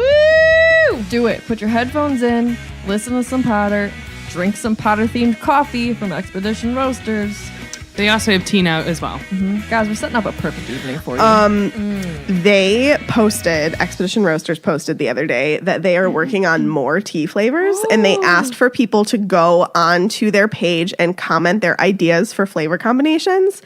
Everybody should go there and tell them that they should do some Harry Potter tea brews, because that would be God. bomb. Like, could you just imagine like a nice Scottish tea, like a Scottish English, or not Scottish English, Scottish breakfast tea, like you know how turmeric something that is you could like- sit in, the Gryffindor common room right next to the fire and drink some Oh, good tea. I would like a little floral-y tea. Would you like to sit in my Flirters. common room? Well, I was I going to say, would. like, a Luna Lovegood, I think, I'm would gonna have a sneak good in. I'm flavored gonna tea, steal it you for the know? Slytherins. I I'm think gonna her tea sneak would right taste really good. They could call it dirigible plum. I think that Yorkshire Gold has turmeric in it. That's what gives it the color. I was gonna say, turmeric. They could call that's like the new healthy thing to put in your teas and coffees. They could be like Dude, Yorkshire Trelawney's Gold is turmeric- the bomb. turmeric bl- Just makes me think of Yukon Gold potatoes. You know what UConn makes me think of? UConn Cornelius. Silver and gold. Ah, Yellow. So go on to Expedition Roasters Facebook page, like it, and then comment on their tea post and tell them to make Hogwarts teas. Tea I'm so for excited. you. What if they did like a blueberry tea for Ravenclaw? Like kind of like recreated their coffee flavors, but in tea flavors for the houses. I wouldn't care for that. I would like drink blueberry. I don't mind a blueberry tea. I'm not a big fan of blueberry coffee. But I was saying like a Luna flavored like a- coffee or tea. Doesn't that sound like it'd be really good? Yes. Luna? Like a Luna inspired flavored tea. Plum? Like I She would think have it a would be great really tea. good. Like it'd be Plums. like an herbally, fruity. Yes. Yes. Go like comment that, herbals and Sarah. fruits. Maybe they'll make Do it. Do it. Do it. Do it. Do it now. And like for Gryffindor, they could do like a rose, like a white tea with like rose and strawberry maybe or something like that. And then Slytherin could be a green tea. Ooh, I'm here for that. Yeah. I'm here for that. I enjoy me a green tea. And What would Hufflepuff Puff could be like be? a gold tea, like with turmeric in it. Make it like a nice goldy. You're color. welcome, Expedition Roasters. We'll take those. In a nice little box on our doorstep. I really do want to like get into. I know this sounds really. You want to get into tea? I want to get into. Some Tea it's is the best. amazing. It's Yeah, the but I want like. Do you want me to bring you some flavors of tea that I have? Please. Okay. we have a I lot have of so good many. tea. I think it would help me relax, It's so good. like a relaxy cab. British Swishers, tell us your tea suggestions. Yeah. Yes. Learn us some tea. Learn us some tea. I need to learn me some tea knowledge. After those wonderful readings of ads, we're going back into the chapter. Is that your way of going back instead of saying all right, so? Yep, wasn't it great? It was awesome. There's only a week until the other schools arrive. Woo! We get a little mention of Cedric from Ernie Mac. Just so we don't forget about who Cedric is. Joe's good at this. She just constantly puts little tiny reminders, little chicken nuggets, if you will. 10 pieces of nugget. 10 pieces of nugget. However, Ron, come on. He's like, that idiot, Hogwarts champion. Aww. But Hermione snaps back and she's like, he's not an idiot. And Ron's like, she says, Ron, you just don't like him because he beat Gryffindor at Quidditch. And she's like, I've heard he's a really good student and he's a prefect. And that's the end all. It's clearly he's just a perfect person because he's a prefect. Yep. And Ron's like, you only like him because he's handsome. And Hermione's like, I wouldn't do that. And Ron's like, Cart. Also, I think this is a little foreshadowing into the future. Little Krum-Sized foreshadowing.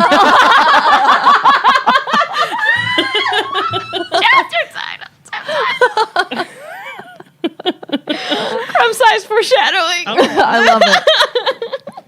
I don't think it was that funny. was. But It was okay. really funny. I like it so much.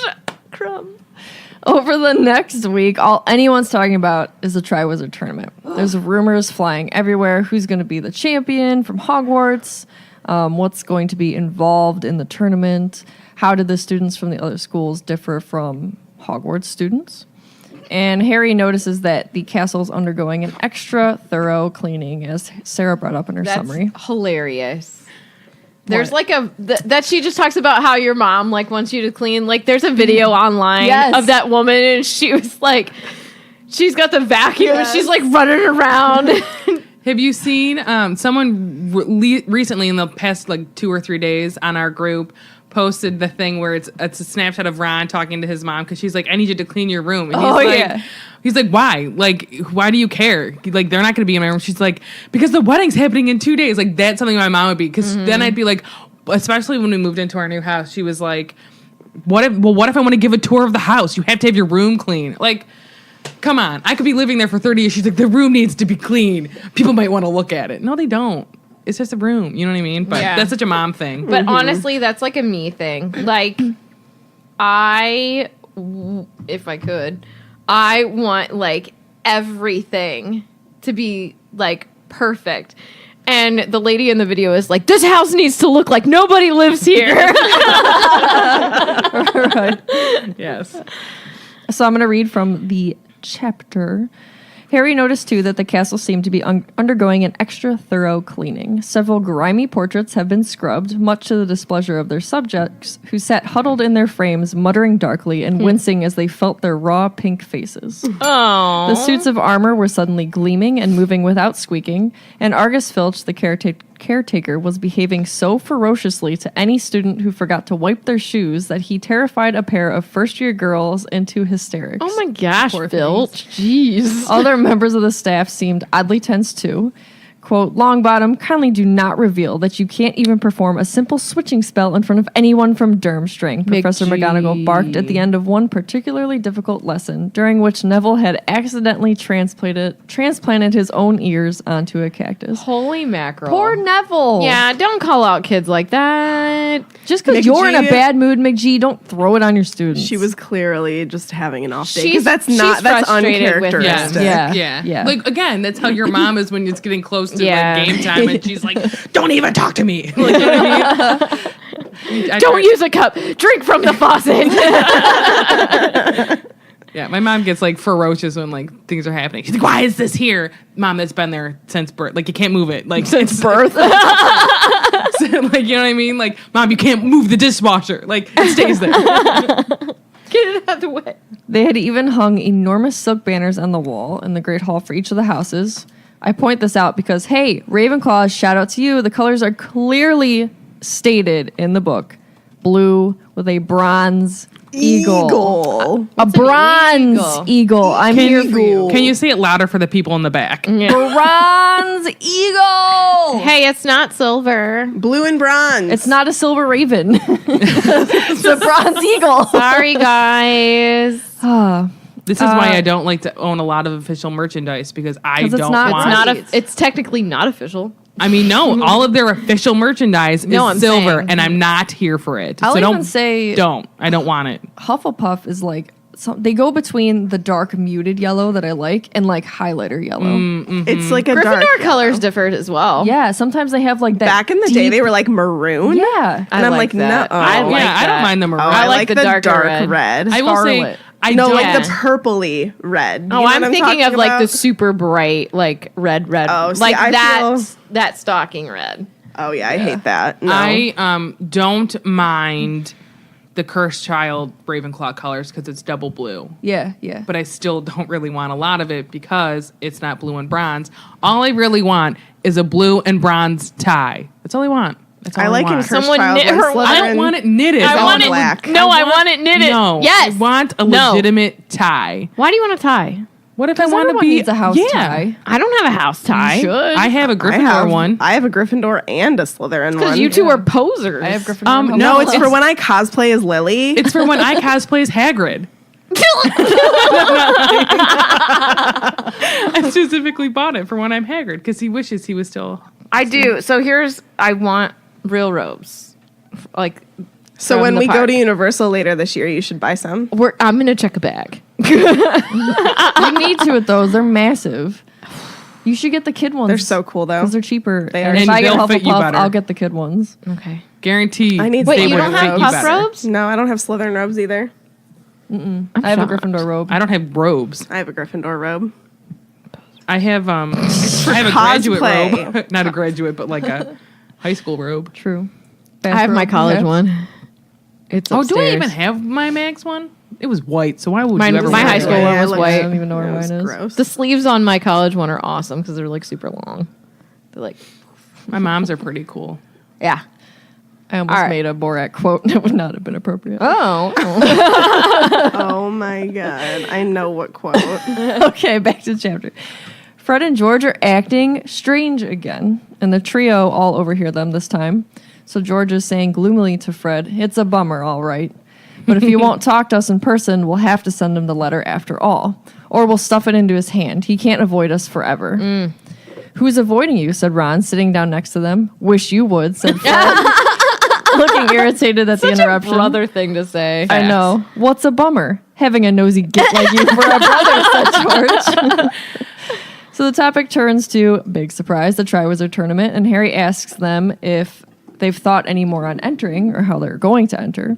And George says that they asked McGee how the champions are chosen, but she told him to shut up and get on transfiguring his raccoon.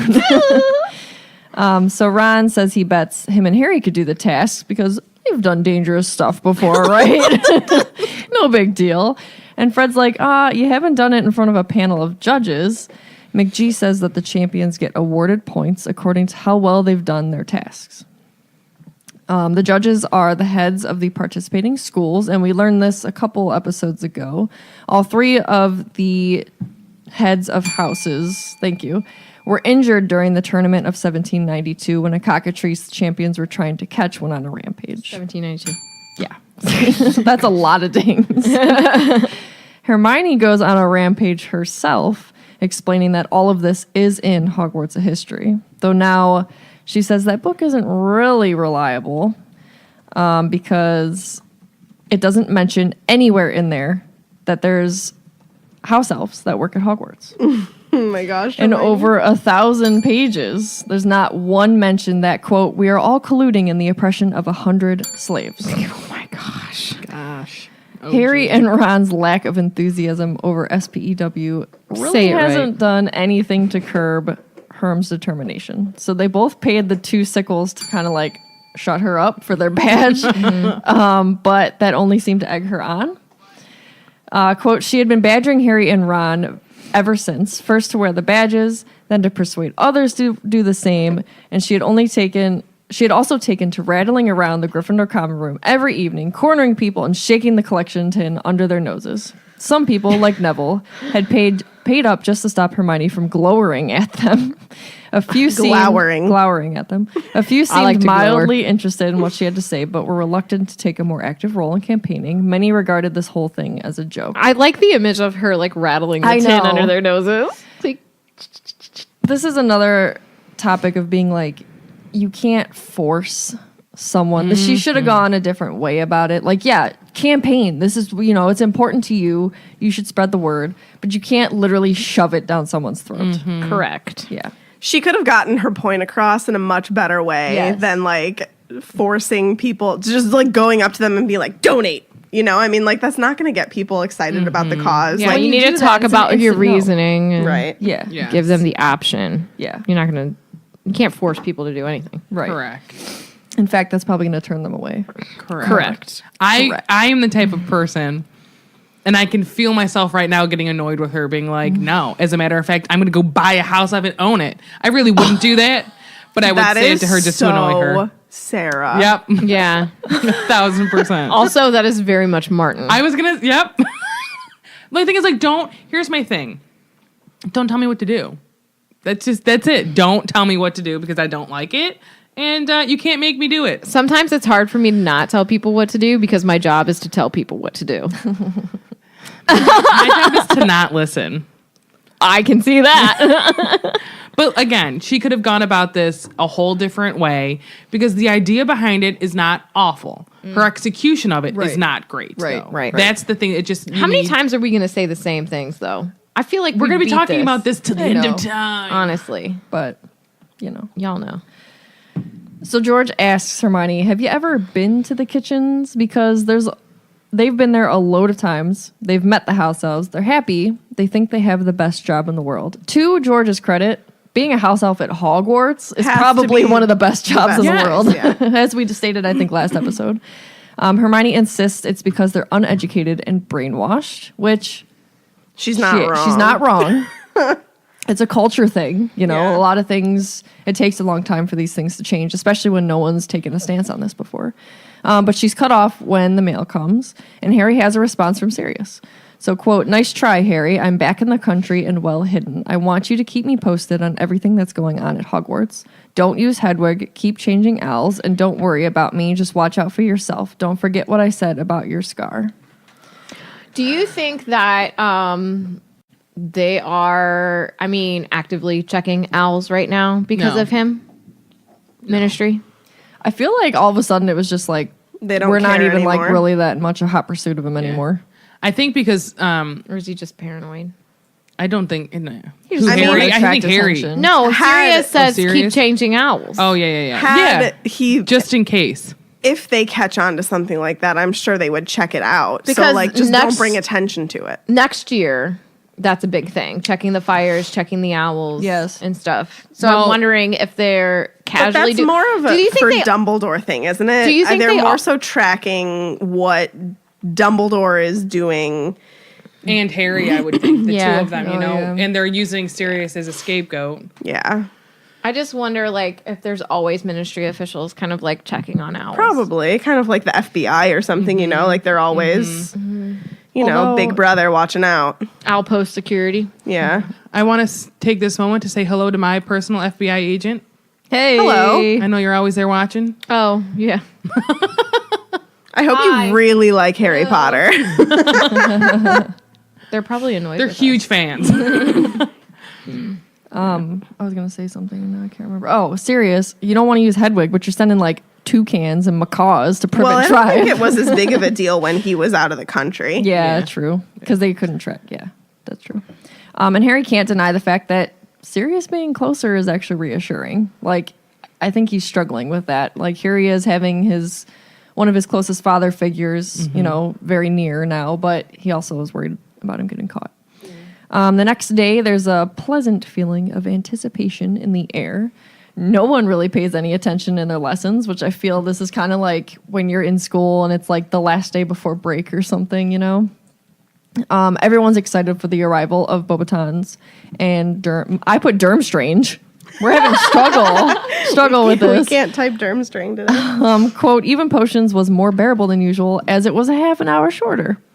All the students head down to the entrance hall, and the heads of houses are like shouting instructions at their kids.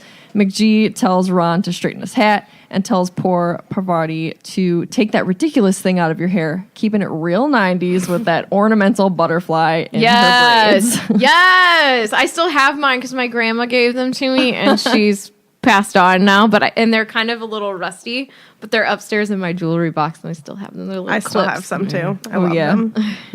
They file down the steps. They line up in front of the castle. They start discussing, like, how are they going to get here? A train, broomsticks, portkey. Of course, apparition is brought up, and that makes Hermione mad, as it always does. You can't apparate in and out of Hogwarts grounds. None of these things, though.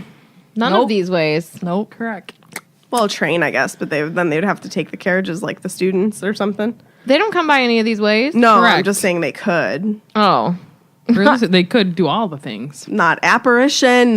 Into Hogsmeade? Haven't you read Hogwarts: A History? God. No, because it's not written. Dear Joe. It's not accurate because they don't mention house elves. My That is gosh. kind of weird that it's not even like this is how the kitchen's It is run. pretty weird.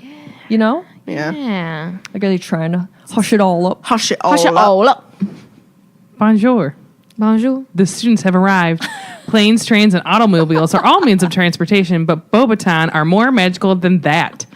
They arrive in style in a powder blue horse-drawn carriage. It's the size of a large house. It's being pulled by a dozen Pegasuses, a.k.a. winged horses. Pegasi. They're palominos. Is that how you say that? I Yeah. think so. Each about the size of an elephant. Insane. Their hooves were larger than dinner plates. Huge. They were golden with fiery red eyes.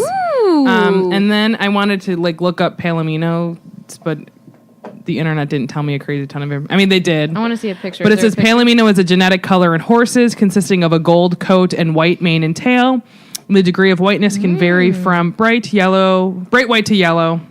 Look at that wee pony. to Oh, cute small.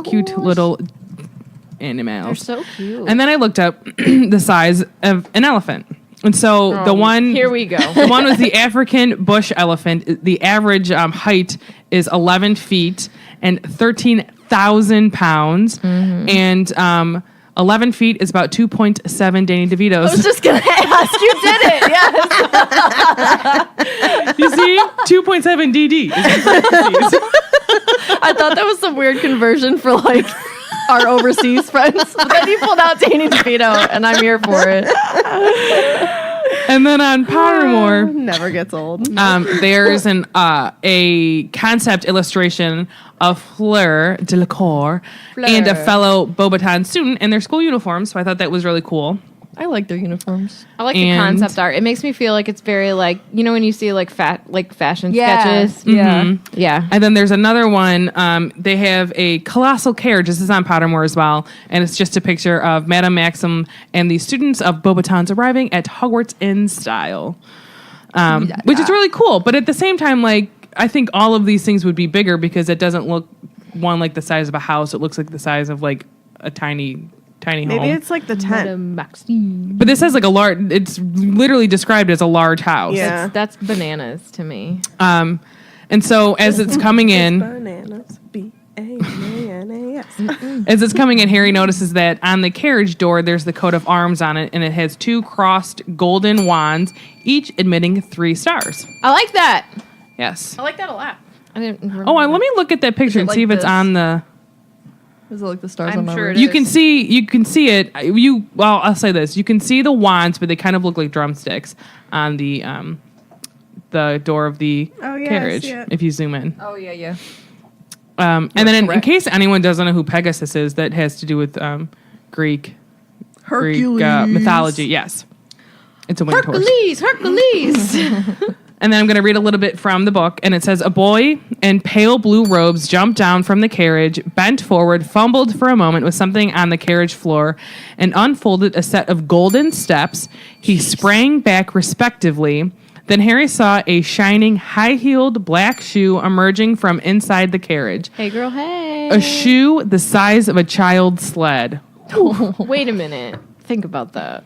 Also, props to my tall girl for wearing heels because some tall girls are like, I'm too tall. I don't want to be even taller with If heels. you like That's what she heels, wants. wear them. Yes. If they weren't so uncomfortable, I'd wear them because I feel like I look nice in them, but I don't wear them ever.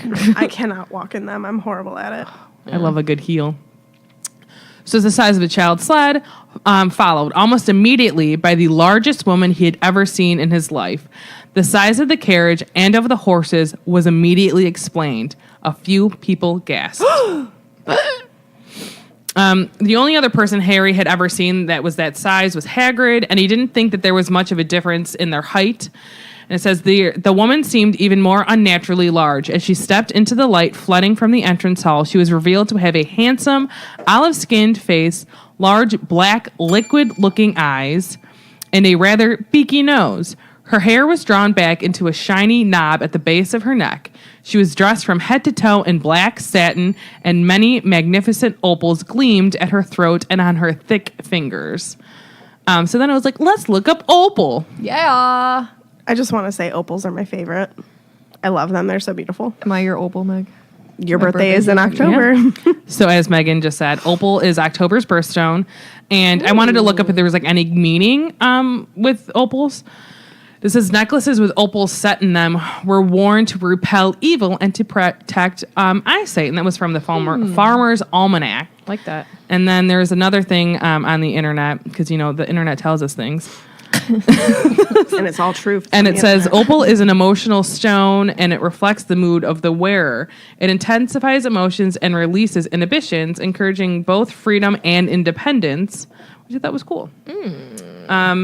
Yeah. So there's interesting things about opals from the internet.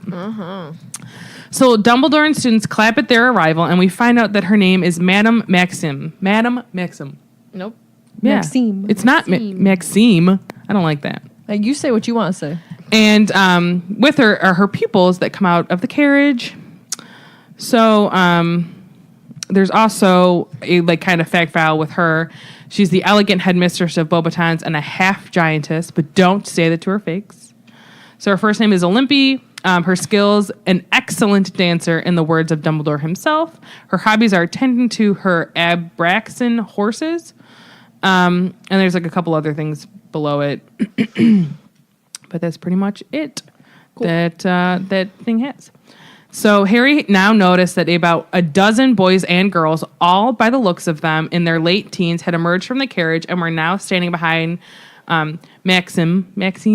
I don't know. They were shivering, which was unsurprising, given their robes seemed to be made of fine silk and none of them were wearing cloaks. A few had wrapped scarves and shawls around their heads. I have a serious question.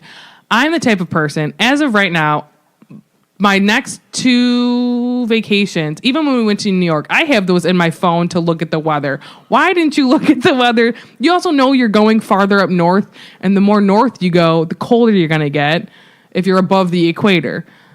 Why didn't you dress appropriately? These are things I look Maybe for. they don't have those apps. But they should just know. England's going to be colder. Scotland's going to be colder. I have to say also, I don't like how they changed it to be like an all girls school and an all boys school. Yeah, I wonder why they did that. What? Did Well, they Durms- wanted to like portray the Beauxbaton as like dainty, I but think. come And like on. Durmstrang was like rough, you know? So Durmstrang they- is rough, but you can be a girl and be rough at Durmstrang. And you could be a boy and be a little bit more feminine. There's nothing wrong with that. No, Yeah. I know, but that's I don't. Yeah. I'm not saying you personally I know. view these things. I know. No, but it's just like that's annoying. Yes. They should have kept it the same. These are things that didn't need to be changed, in my opinion. Correct. Agreed. My pepper. And then there's a fact file too about Beauxbatons Academy. We know it's a wizarding school in Europe, situated somewhere in the Pyrenees. We know it's a school. The residents or owners, I don't think would be, well, the residents, but I don't think either one of these people own it.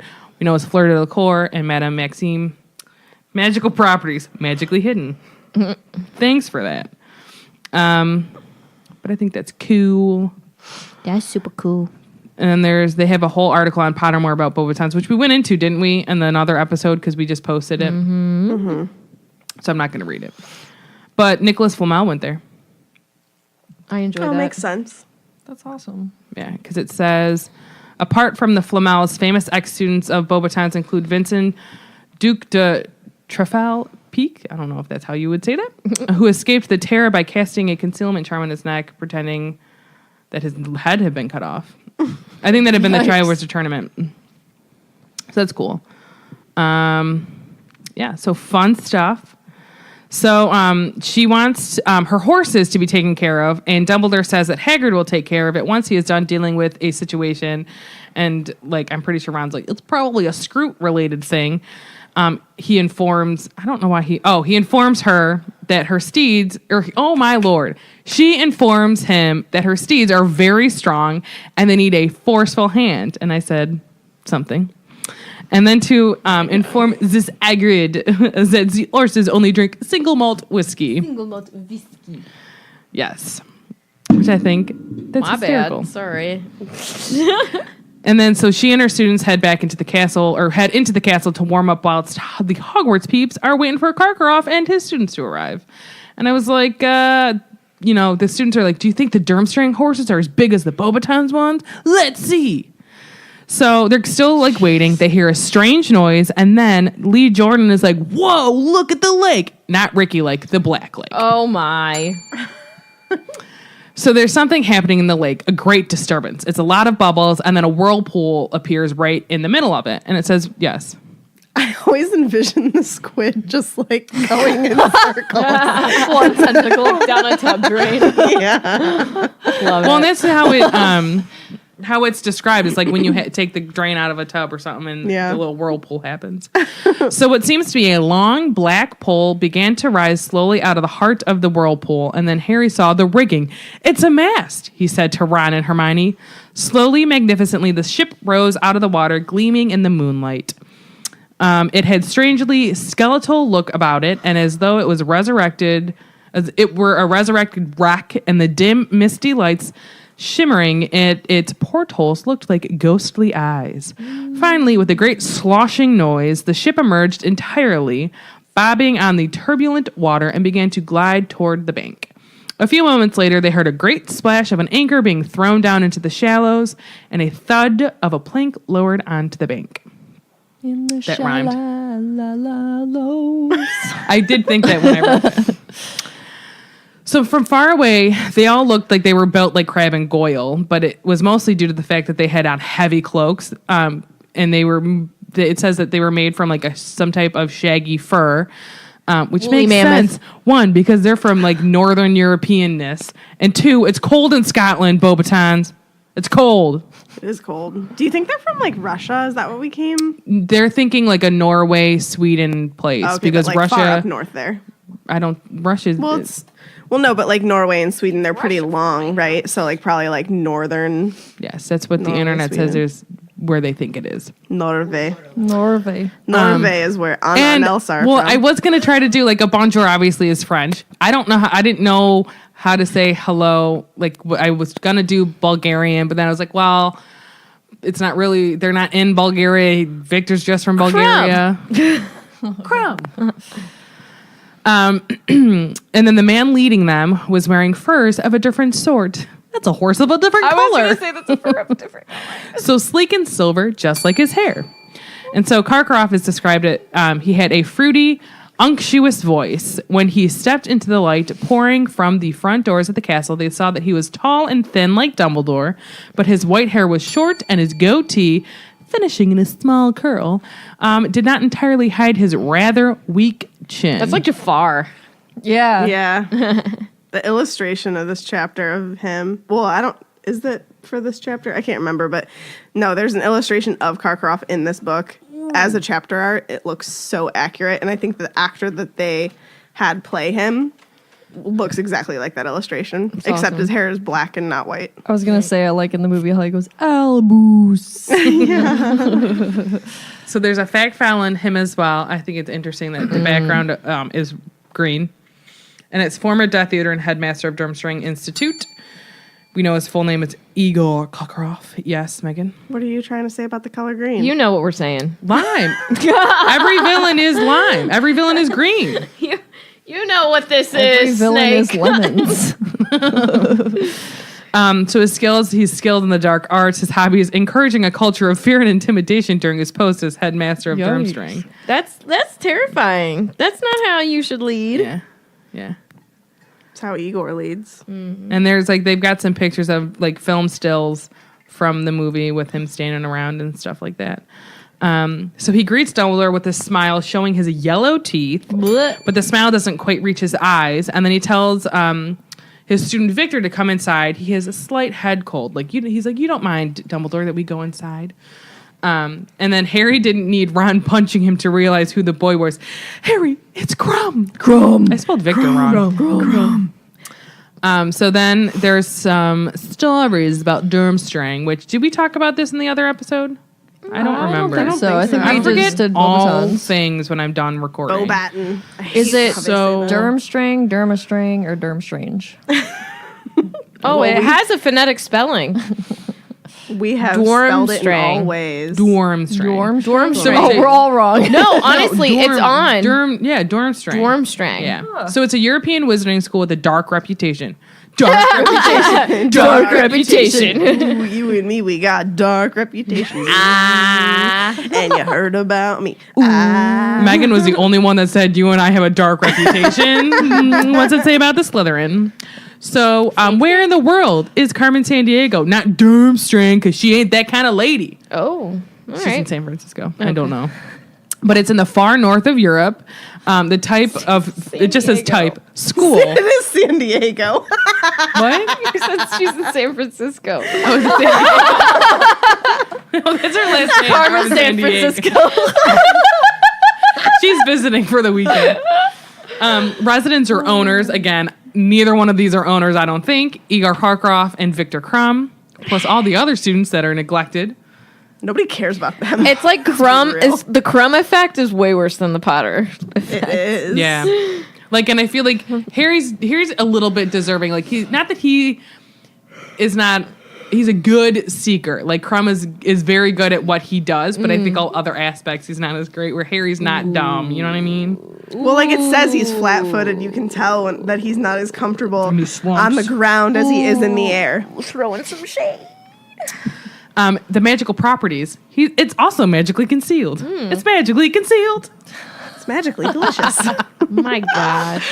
And then there is also on the More of Potter an article like the Beauxbatons one, and it's Durmstrang. Durmstrang. And it once had the darkest reputation of all 11 wizarding schools, though this was never entirely merited.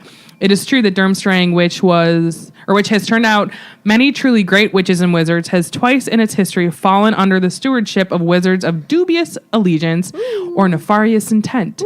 And that it has one infamous ex-pupil. Can you guys guess who it is? Grindelwald. And it says, the first of these unhappy men, Harfang Munter, took the school shortly after the mysterious death of its founder, the great Bulgarian witch Nerida Volchanovich. I don't know. Sure. Doing better than I could. Munter established Durmstrang's reputation for dueling and all forms of martial magic. Martial magic. Like martial arts, but it's martial magic. I like that. Is that why they come in with those staffs and they're like, oh! I love that scene so much. And it says, which remains an impressive part of its curriculum today. The second dark period in Durmstrang's history came with the headmastership of Igor Karkaroff, an ex-Death Eater who fled his post upon the return from exile of Lord Voldemort, fearing the latter's retribution.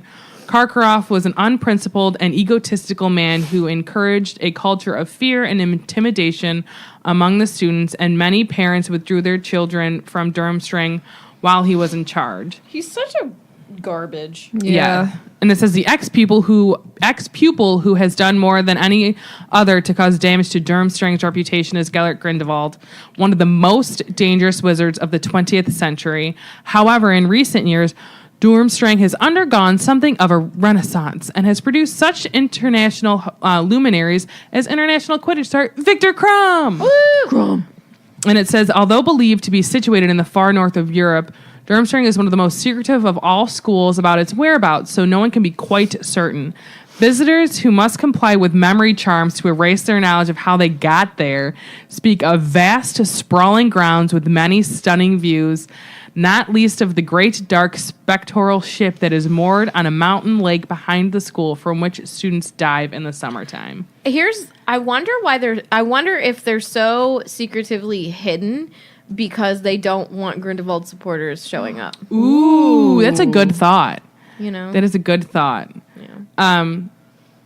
On some internet places, it's saying that they think it might be like northern Scandinavia is where it could be located, but Gotcha. who knows? Yeah. I mean, unless she tells us, so. Yeah. Dear Joe.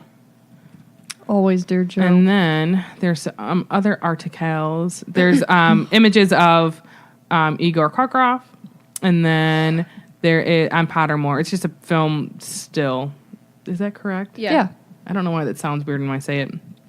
And then there's another picture from the movie. It's a film still, and it's a celebrity guest, and it says, "Students look on in amazement as Victor Krum arrives at Hogwarts as a prospective Triwizard champion." Also, can we talk about how good looking that guy is in real life? Oh, Who, Krum? yes. What's his name? Stanislav. Stanislav. Slavnevsky. He's hilarious. He's so funny. And then I wanted to Making the look con up rounds. the meaning of their names. And I tried to look up Igor Karkaroff, and I was like, "Oh, this is from Harry Potter." He Yeah, was the don't whatever." you And I was like, hate that? "That's so annoying." Like if I look up something and it's like, "This is Harry Potter," and it's like all the pages down are from Harry Potter, and I'm like, That's not what I'm no, like No. literally on like baby like meaning of names or something.com, it's like literally all it has is like he's the headmaster of Hogwarts. You're literally not telling me anything. Right. Which just she might have just made the name up. Maybe search the like etymology. Use that word whenever we Well, search. and I do have a book that talks about some of the names, and I just forgot to look at it. So I apologize to all my listeners. I'll get it better next time. And then I did Google Maxime, and it's a French baby name, and the French in French the meaning of the name Maxime is the greatest. Hagrid thinks she's the greatest. I wonder if Olympi. Truth. is it Olympi or Olymp? I would think Olympi. I don't know. I don't either. It just guys says the took meaning of it French. is from Olympus. Thanks. Can you have it phonetically do it? Can you have it say it? How do you do that? Is that Google? Google. It depends on how you do it. Oh, shnikes! I Sometimes just got rid of the thing. Dictionary.com does that. But yeah, I just thought that was cool. We're seeing the headmasters, mistresses of the other schools, how they arrived, and the chapter ends. I wish Ilvermorny had been a part of it. Yeah. We would have beaten everyone because America We? rules. Oh, I don't know who this we is. I go to Hogwarts. You would not have gone to Hogwarts. You don't I know would have what I do. gone to Hogwarts. Maybe you could have done an exchange program. Hogwarts is my past, present, and future. Oh, Is your name Tom Riddle? For It Voldemort and actually Valor. is. I said for Voldemort and Valor. can we talk about? Did you see what I wrote in my notes with the they like a strong hand? Yes. You're Oh. amazing. Your dog is barking. Well, there's probably Martin. Lightning just so cute. bolt round. We have 0 questions. I know. What would you have worn when you showed up? Oh my god, all the layers. Naked. Starkers. Starkers. Go Starkers. Honestly, like I have finally figured out in my life how to pack for me because I'm like when we went to New York, I God, packed yeah. way more clothes than like Meg would because she's not cold all the time, but I am. She'll Like, look at she- me and be like, "You I don't need those." No, but now I've she been gets it. understanding it more because then she complains less. Yeah, I do. No, it's true. I'll straight up admit it. I'll tell her, I'm like, if I don't do this, I'll just complain and I won't have a good time. And I want to have a good time. I don't want to bring No, everyone but else she down. actually legitimately has like Raynaud's, so she does have to pack more layers. I feel that. than me. Also, though, like layers. I have Layers. a lot of layers of fat on me that will keep me warm. You don't. Maybe that's why I don't need to wear as much clothes. Oh my god. I also really like this is insane. So yesterday it was 30 degrees outside. You would have thought it was a spring day. I had no coat on all day That long. hurts me. I was Literally driving with my hurts me. windows down. I'm like, this is great. The sun is shining. The tank is clean. I don't have a coat on. Wonderful. I love it when the tank is clean. The shake is clean. Yeah, I would have just worn like all the layers. Some Under Armour. It worked out great. I didn't complain at all. Some boots. I still just don't understand why they didn't think to come prepared. Yeah. Just bring a coat. Not everybody thinks One like coat. you. They were probably because they're trying. Okay, so we know that Cast a witches. spell. We know that witches and wizards, when they get together, as we learned at the Quidditch World Cup, like to show off.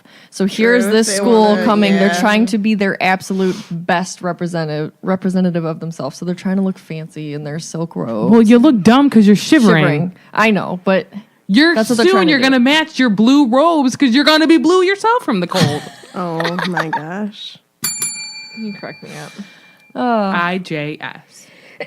what would your reaction be Bless ya. if you're at school? You know that there's going to be other students from another school, and then you find out that like your number one celebrity person goes to that Bless school, you. and you're going to be spending the year with them. Think about like how this is such a high for Ron, and then a very quick Oh, I know. Like, what if Taylor Swift came to your school, high school, right? You'd freak out. She'd be in jail because she'd kill everyone to get out of her way to be like, I need to see Taylor. Oh Knocking no, people I into would lockers. befriend her. That's fine. I wouldn't just look at her. You would be. We would knocking be people out of the best friends, and I would ensure it. way. She would BFF be for like. life. Scary. She would treat every No. person in her way like a bowling pin, and she's the ball. Get out of my way. Listen, I'm they knocking just you don't over. understand that we're literally meant to be best friends. You're out of control. We both love cats. Okay. That's all you need to be next This is a cat BFF. person thing to say. How would you prefer to arrive in style? Like, how would you make an entrance? I just walk in, be myself. I'd land in a BA rocket enough ship. right there. Oh, I like the rocket ship. I would come in on a helicopter with the Jurassic Park theme playing. Da, da, da, da, na, na, na, na, na, na, na, na, na, na. Except no one can hear it over the chopper blades. I'll just sing it like that as I'm falling. On a megaphone. Oh my gosh. Trying to think of how I could do a cool thing. Sarah would like pop out of the fireplace. I'm here. What's up, ladies, gentlemen? Bye. I'm her. I like Meg's BA entrance. Just walking up. Just walk in. I feel like Be I myself. would either do like come up from the ground like the moles and like just That sounds very Volish. Would your dun, Patronus be with dun. you? What? Would your Patronus be with you? Holla. All the Patronuses. A hole opens in the ground. 1,000,000 voles come out, and then Sarah rises rises from the earth. Queen of the But I want like a Bulls. spotlight on me. That's fine. You No, you can have the have light whatever from you the want. Patronuses illuminating you. What if I have real voles pushing me up off the ground? There you go. Ooh. And then it's like a slide of voles. A and I'm wave. I like, once saw a cat eating a vole in our yard. It was gross. cool. Sorry. Cool story, bro. Sorry. I did. It was really I gross. like turtles. I couldn't look away. Oh my god. We really just sat in our car Yeah, and just just watching stared at this it. cat eat this vole. It was So horrible. weird. I didn't want to interrupt it. I mean, it was hungry. It had to finish. Oh, okay. Yeah. Otherwise, I would have had to clean it up. That's what. Let the cat clean it up. We had a cat that lived outside, and she would eat bunnies, which is really sad to me. But she would eat like literally every part. Oh, but yeah. leave the tail. Oh, no cottontail. My cat would Aw, eat poor birds and leave Peter. all the feathers It like just in a pile. makes me sad. Yeah. Well, all right. Let's move on. Yeah. Let's not talk about animals eating animals. Fan story. Yes, please. Oh, no more questions? No. Okay. Sorry. You can save them. I mean, I don't have Someone any questions. No. help me then we're good. out with. I know it's Jorge. Blanquette. All right. I just didn't want to butcher your last name. All right. Blanquette. Hello, ladies. My name is Jorge. I'm 27 years old, and my fan story goes as follows. I was first introduced to the Harry Potter universe in 2000 when I was living in Mexico City with my family. I was 9 at the time, and I remember we had just finished eating breakfast at a restaurant chain that also happened to sell books and magazines. Mexico gets the Spanish version of the books translated in Spain, so my first experience was in said language. I remember asking my mom to buy me the book, and she did. It only took me 3 days to finish the book, and I asked for the Chamber of Secrets right away, which I also finished reading in about 3 to 4 days. At that time, I was incredibly hooked with the series, but my family had always been on the lower side of the income bracket, so they couldn't afford 3 books in the same month. That Christmas, I wrote Santa a letter asking for the 3rd book. My parents were so freaked out to see me ordering books for a holiday, but they loved that. I remember waking up Christmas morning and running to find my book and also an envelope. The envelope had some money that I used to pre-order the Goblet of Fire the next Monday. I remember one of my classmates was just as hooked as me, and we would spend most of the time during class talking about it and drawing the creatures in some scenes, how we pictured them in our heads. It was just great. Between the two of us, we put together a handwritten book of spells based on all the different ones we found in the books. Fun fact, a few things changed during translation for no apparent reason, like Trevor being a turtle in the Spanish version instead of a toad. Little things like that confused me when I first saw the movies. I had always thought myself of an expert, but when I went to the trivia night with a few friends, I found out that I didn't know as much as I thought because many things are named differently in Spanish. So now I'm rereading the series with y'all for the first time in English. Nice. Cool. Awesome. I'm so happy I found this podcast, and I'm going to hate once I catch up and won't have multiple episodes to listen to per day. Thank you for everything, Jorge. Aw, thank you. Thank you. Thank you. That's awesome. That Really cool. Yeah. was a turtle. Yeah. So cool. I like turtles. Yeah, that's awesome. That's really cool that you like experienced it first. In a different way. Yeah. Yeah, in a different way because that's just what was available to you. Yeah. And that Santa treated you. That's pretty cool. I also think it's really cool to know 2 languages. Yeah, Yeah. I Like, say that's- that all the I time. say that to my. I have so I really many. wish that America forced us to learn 2 Yes. languages. I mean, you had to Well, take a most other language. countries, Yeah. but most other countries like from the get-go From the learn jump, English, yeah. you know, so it's like 2, whereas we're like, oh, it's high school, you have to take 4 years of a language. They now at Or- my grade school that I went to teach other languages. Do they? That's cool. I only had to take 2 years in high school. That You was- only me have too, to. 2 years. I kept taking French though into college. I can't speak it. I can kind of read it. I can read it, but yeah. But thank you, Jorge, for sending us your story. And anybody else, keep sending them in. And be patient if you have sent it in because we've got a lot. Yes. Which is awesome. Yes, But so- don't think we forgot about you. We haven't. Just working through them. Yes. You just had to remember that this is episode 86, and we probably have like, Over 1,000 fan stories. yeah. Oh we got a gosh, lot. that's crazy. Yeah, we have a lot. There's a lot. All right. Social media. All right, you can find us on Facebook at Swish and Flick Podcast and on Twitter and Instagram at Swish Flickcast. You can subscribe to our YouTube channel, and you can also join us on Patreon to get access to the Felix Files and to the Discord channel. You can find us on Patreon at patreon.com/Swish Flickcast.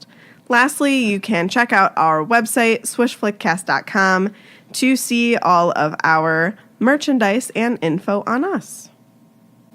Yep. What are you up to, Tiff? Living life. Are you? Yeah. I don't know. Just teaching, being a mama, being a wife. That's it. That's perfect. Hopefully I'm picking up my new car today. Hopefully I'll get a call that it's ready. I hope you do. Think bought a new about it. car. We're recording this and it's coming out. You'll already have your car. I know, unless for some sure. crazy, weird thing happens. Right. And go follow my new wedding design page, Whimsy Wedding Design, on Instagram. And I also have a Facebook page, so you can like it. And I'm going to be posting pictures of previous designs that I've done and then like the pricing and stuff for invitations for people who might need them. Even like it doesn't have to necessarily be wedding invitations either. Like I can do party invitations. Like I'm doing Tiffany's invitations for Alana's first birthday. And the signs and stuff. Yeah. Yeah. It's not just the invitation. Like if you need It's a whole all package. the components, like whatever you need, So like, we'll do it all. for example, we're gonna do a Winnie the Pooh theme, and You know, it'd be cute if you did like a Winnie the Pooh under the sea, not like under the sea Disney, but like Winnie the Pooh's like pool party. we talked about it. Yeah, so they're gonna do some designs with like the characters, like with like because it's a pool party with like pool stuff. But like we were talking about like having like Cheetos as a snack, and like they're gonna make the signs that say like Tigger Tails Yeah. and stuff like that. Yeah. You know, it'd be cute if Alana had a Winnie the Pooh bathing suit and then Winnie the Pooh had an Alana bathing suit. Oh my god, You're welcome. she has a Winnie the Pooh Or a swim towel, piglet.